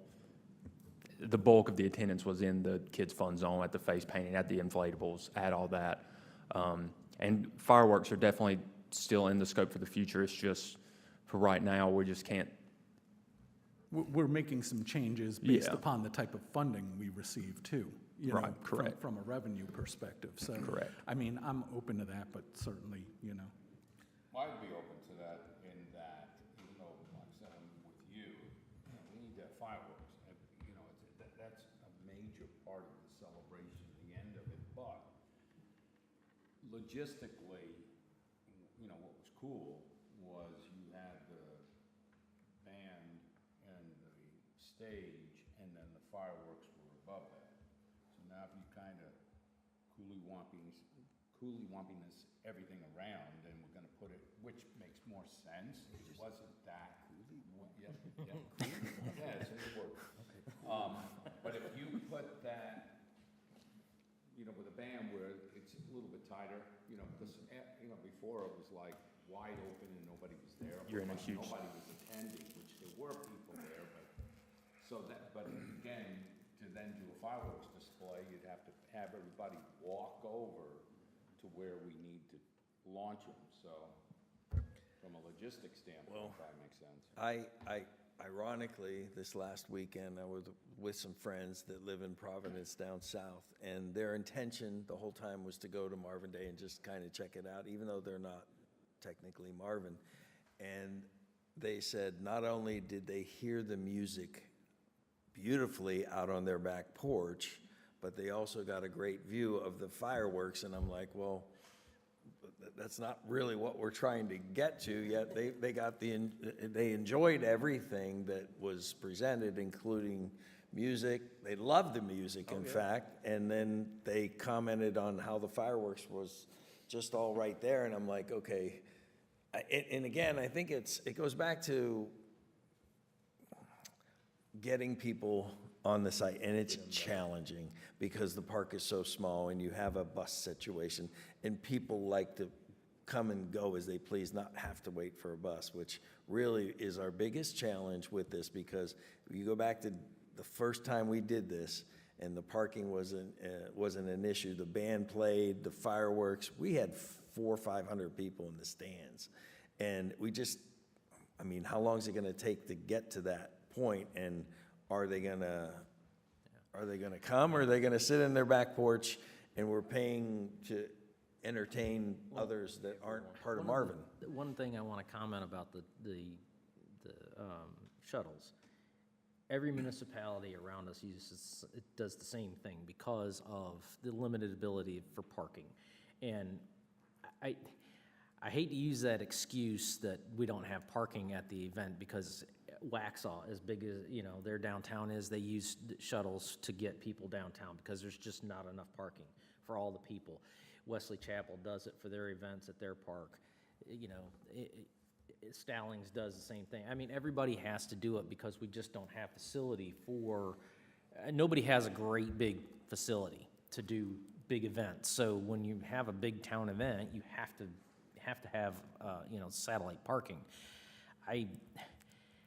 You know, in a perfect world, and we were all annexed, and this was actually a town that was symmetrical and such, that it being in the center like it is, kind of, because in our, you know, our circle there, it would be in the center and everybody would be able to enjoy it, that we're part of the village. But unfortunately, giant, you know, holes in our village, it creates that you know, they're Union County residents.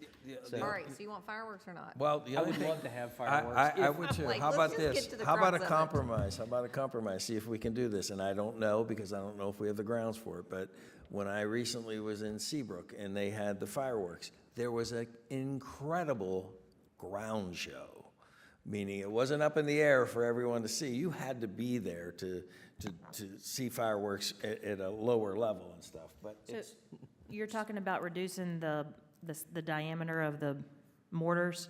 We looked into that last year or the year before. Don't quote me on the exact diameters. Obviously, the bigger they are, the higher they go, the lower they are, the more ground they are. We did that to see how much additional parameter we would have, and it wasn't much at all. So, okay. Well, I just thought, and maybe it was a compromise that, you know, you had to be there if you want to enjoy the fireworks. And again, I don't even know if we have the space for it, because clearly where they had it in Seabrook, they had a, Has anybody entertained the, you know, the new technology? I don't know. Yes, The we have. It's drones, very, are they very, very expensive. Very pricey. Okay. I wasn't sure. It is because significantly doesn't more have to than have real a big- fireworks. Big area because they're not explosive. okay. Okay, well. Well, so we'll go around the room. Do we want to, Jamie, do you have anything to say on that? No, I'm not gonna add anything to it. It's good. All right. Want to just do an up or down vote, go around the room? I would say, let's not do it this year. See how things kind of work, whether we increase, you know, decrease.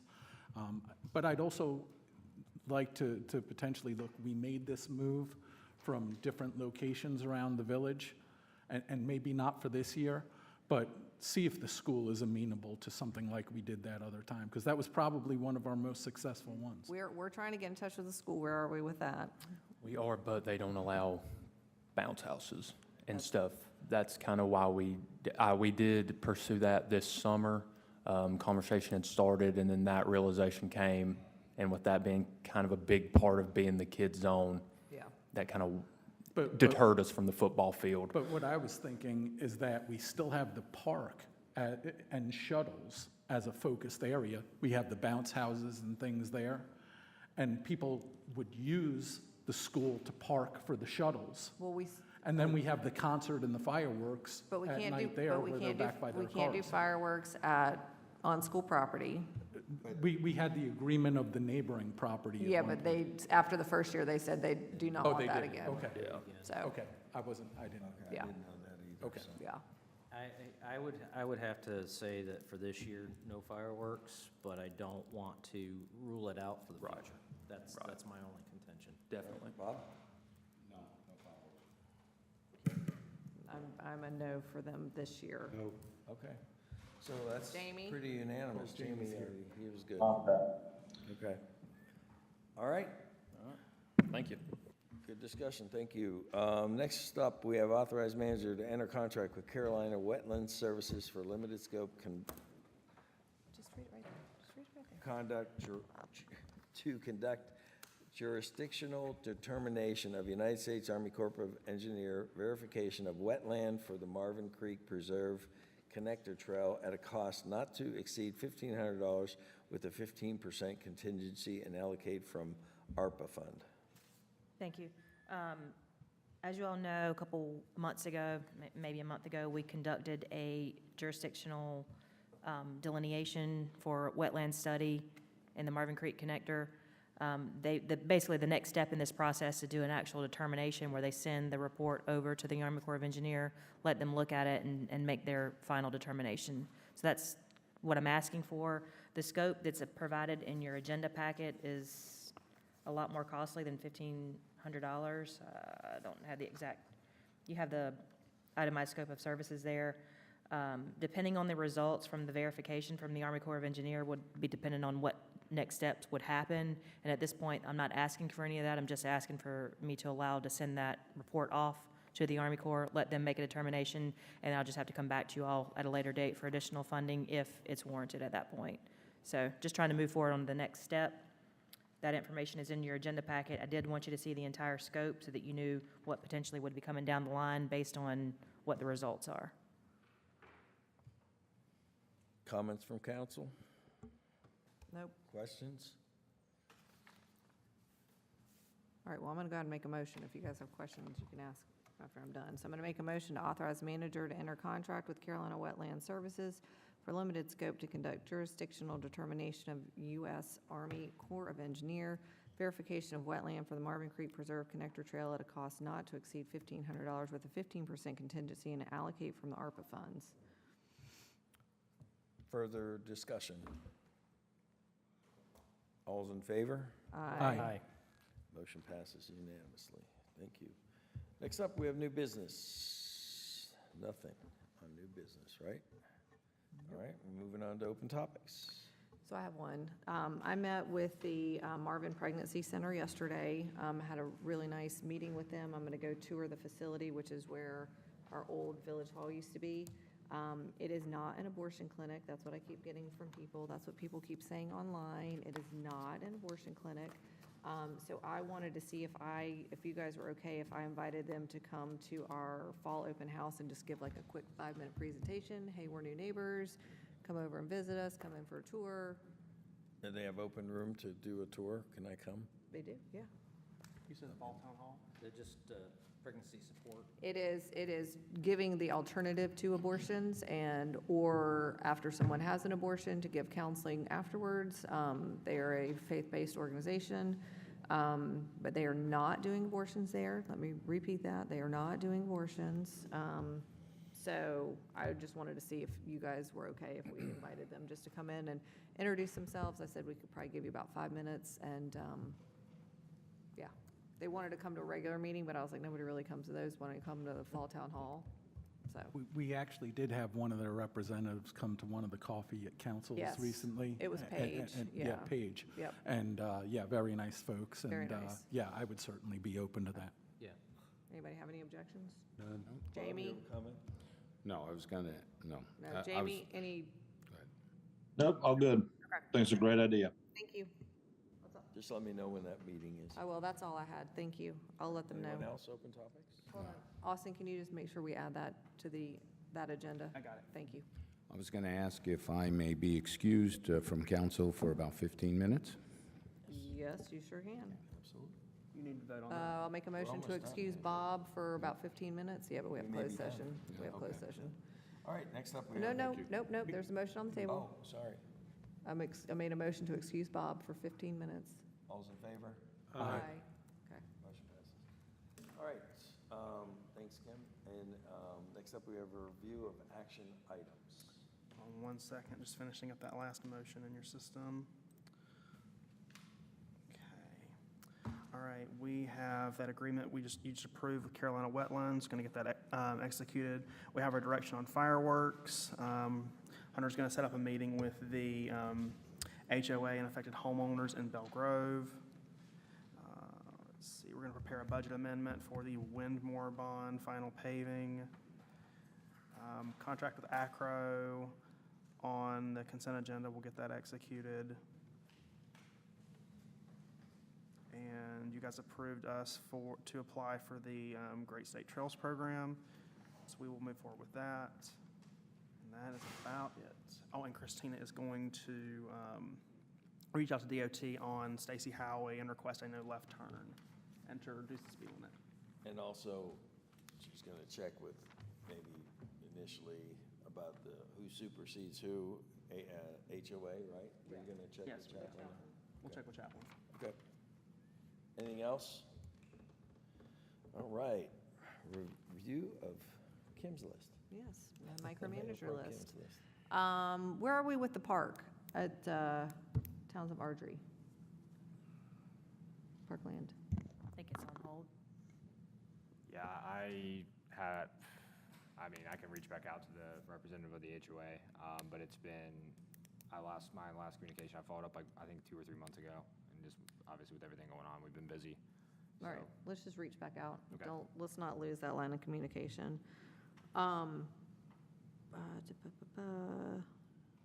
NCDOT Union Power, I feel like that just needs to be put on hold for the roundabout, because, I mean, that's a few years down the road, so let's just put that on hold for now, right? I mean, they Yeah, know that that's we fair. I want just all don't, that stuff. I don't want to remove it so we don't forget, because No, it's. no, just yeah. put it on hold. But, I mean, they know that we want all that stuff. It's just a matter of, as we start the, Yeah, and just to give you an update, so we have to do, we'll have to do an amendment to, so that we would bear the cost of the conduit that we're going to put under, but we can't do that until we get ready to actually do construction, because Okay. we'll have to do estimates at that all right, point. so So it's, Austin, just put that one on hold. It's on Okay. hold. And you've got pedestrian cutouts already done. Yep. Andy, school zones, DOT? Okay. You going to do that? Probably not. Okay, just take it off then. If he's not going to do No. it, take it off. I'm tired of asking about it. Stormwater and pavement condition studies, we're waiting for DOT to tell us what they're going to do and see how it works, or DOT to do the work and see how it comes. actually, I think you guys had asked to do a stormwater study. Let me get with AMT.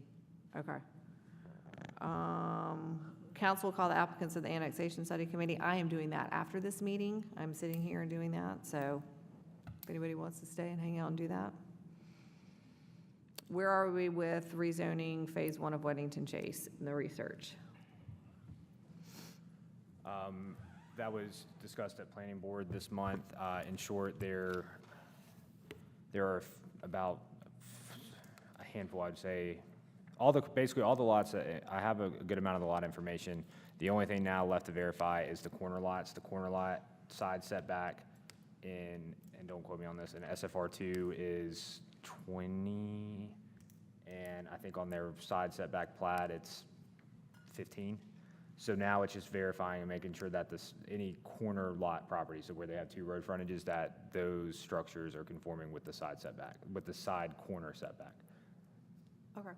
So that should be back on planning board's agenda in September, and then in theory to you guys in October, as long as everything checks out. Okay, cool.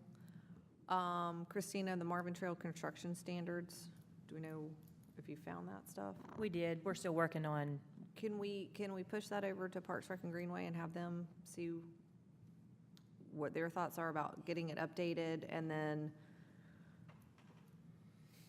come back with maybe some verbiage for that? John, what do you think about that? Yeah. Yeah. I think we've done some of that in the past where yeah, we can do that.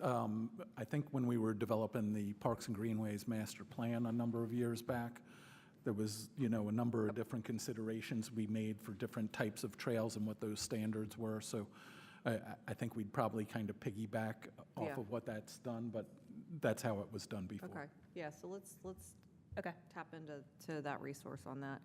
And just so people are aware, we're not having a meeting this coming next couple of weeks. Next week? We're still looking for 2 people, and we had a quorum issue, I believe, so, Okay. with some of them out of town, so we don't have a meeting this coming week. Okay, all right, thank you. Acro Services, I'm assuming that's the contract we just approved today? The one today was an addendum to the one that you already approved last meeting. Right. We're working on that. So you haven't executed it yet? We do, yes. Yes, you have? Yeah. Okay, so you can mark that one off, Austin. And then AMT Engineering Studies for the Marvin Creek Connector?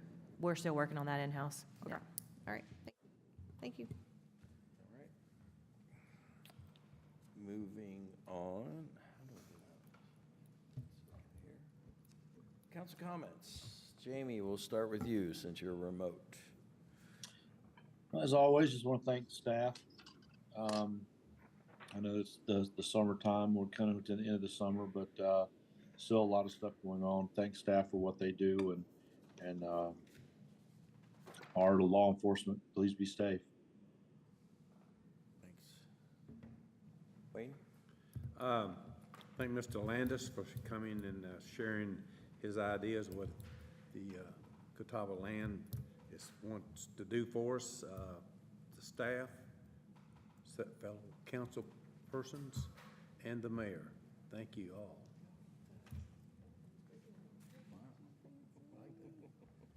All right, John? Just want to thank Mr. Landis again for the Catawba Lands Conservancy thing. I'm going to do some research myself. I remember there being some conversations that PRG had to consider a number of years ago with them, and I forget, but there were particular reasons why. So that's why I asked him some of the questions about proposed routes and things like that. So I'll do a little bit of research on some things like that before our next meeting, just to see if I can provide some additional background on conversations with them that we might have had previously, and some discussion that I may even have within the PRG board when we do meet next to, just kind of bring them up to speed. Austin, I'm assuming you have a copy of his presentation? Yes, it's already in the agenda. So I I've might already put just it in the review some and make that available to the PRG board as well. Okay, Andy? I have no comments. No comments. Kim? No comments. Okay, well, I'm gonna do a little throwback here and show you how much we have changed in the 10-plus years that I've been here. Do you realize that it used to be contentious on who went first on comments or who went last and stuff? I mean, we've come a long way, so thank you for not worrying about who I call on first. Just a side comment, like to thank, sometimes your thunder is stolen and things, but I would like to thank staff as well for all the work that they continue to do and what they are faced with on a daily basis. And I learn more and more with that almost every time I get an update. Back to school, summer ending. Congrats to the parents that got through the summer with their kids full-time, and now they're have a little more freedom on their hands. I know that's the case with us, but I'm very busy with the band. Also like to thank Bart Landis for coming out. It's good to hear that perspective, so thanks for, I think you were part of inviting him. A couple of things. I filled in for Jamie, and Jamie, you and I haven't talked yet, CRTPO, and the biggest discussion, there was actually a lot on it, and they wanted us to just move forward. And I will tell you, as much as I've been away, Jamie's been the lead on this. I filled in for him. I'm concerned with what hasn't kind of happened yet. And Jamie, we have a little bit of homework because I'm the one that actually said we need to have all these representatives who represent CRTPO come back to the group with what they would like to see in the contract when it comes to contract with the toll roads. And I guess the private company that did it, they're way ahead of schedule. I don't think it's working. I've commented on that because it's designed to where the toll roads are supposed to keep an average speed of no less than 45 miles an hour, and that is based by an algorithm that if too many cars jump on it, the price goes way, way up, and then that gets people off, so the speed, that is not necessarily working because you see a backup, and if you think about why they did this, it should be for the greater good, and what's happening now is just those that can afford it will use, and the backup is still way backed up on the right side, but that toll road.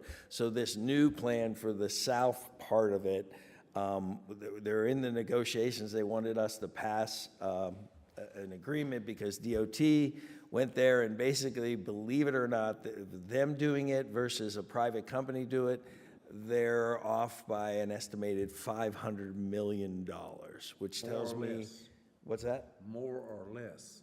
More is what they're projecting. And again, the private company that did it up north, they're way ahead of their projections. They're making money hand over fist. It was poorly executed. So we've got some things, Jamie, you and I can probably discuss about what we want to ask of CRTPO when they enter these agreements with, or give their approval, if you will, is what the contract is actually saying, because it was obvious that, or it was said and stated that they failed miserably on the first go-around, and they could not get their head around why DOT, who's in the road business, were $500 million difference. So it was eye-opening for me, but we can talk about that, but it was there. National Night Out was a great event. I'd like to do a little shout out. As I was leaving, I met with the Explorers, and those guys were young, everyone from, I think, as young as 12 years old, all the way up to high school and maybe older.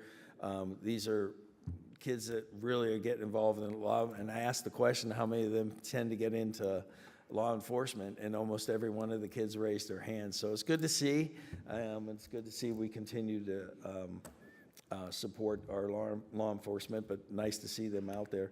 And then the final note is I met on Saturday the 17th with a gentleman named Mitchell Whitley, and he approached me. He is writing a book. His goal is to meet with all mayors in all of North Carolina. There's 551 municipality cities that have mayors. He's at 350 right now. So we started off at Starbucks. He brought his dad and his girlfriend. They're from the Raleigh area. Just a bunch of good questions about where we've been, what we're doing. As we drove over to here, I wanted to show them what we did with the town hall, and they were very appreciative of that. So I called him on the phone and kind of shared with him as I was driving from Starbucks into Marvin. But the biggest issues I brought up with him that are our challenges, I think, for all mayors, are the annexation issues that really challenge and hand tie us of what we can and can't do. And again, we're doing things that help others that are not part of our community. That, and then also the impact fees. If there's anything we can do and have an understanding with other mayors and other towns getting together, is how we can get these developers to start ponying up, because it's done in almost every other state except for North Carolina and a handful of others, and it's something that I'd like to see. But it was a very nice meeting and a nice tour. They were very impressed. And it's kind of good as a mayor to drive around and you're pointing out things of what we're doing, but also seeing what we did here with this town hall. They were extremely impressed with our town, how it's being run, and what we've done and where we've come from. I pointed out, I took them to the first town hall that we had, and then brought them over here to kind of show them where we came from. So it was just a nice thing. Do you mean down the street or the actual storage locker? No, Because it literally was the office you're and right, the you're right. storage locker. Yeah, but no, it was down the street, and I said, we turned around in that parking lot, came back here, and we did a nickel tour of the place. But they were very impressed. So you guys have, that's all due to people that are sitting around me right now, and where we came together and got this thing done. So very proud of that. So other than that, I think we have a motion to move into closed session. Yep, I'll make a motion to recess into closed session pursuant to NCGS 143-318.11A3 to consult with an attorney retained by the public body to preserve the attorney-client privilege. All's in favor? Aye. Hi. Motion passes. Bye, Jamie. See you, Jamie. Bye, Jamie. Yep, that's perfect. No, let's grab it and eat while we're talking. Yeah, go ahead. No, right now. Hey, Austin, are you Do you know when that meeting is over there? You know when the meeting is over there? The pregnancy. Oh, yeah. It's next Friday. Absolutely. Oh, shit, I'll be out. I don't know what I did this time. Yeah, I've got my reunion, high school reunion, up at my Airbnb. We're 45th. Can you believe that?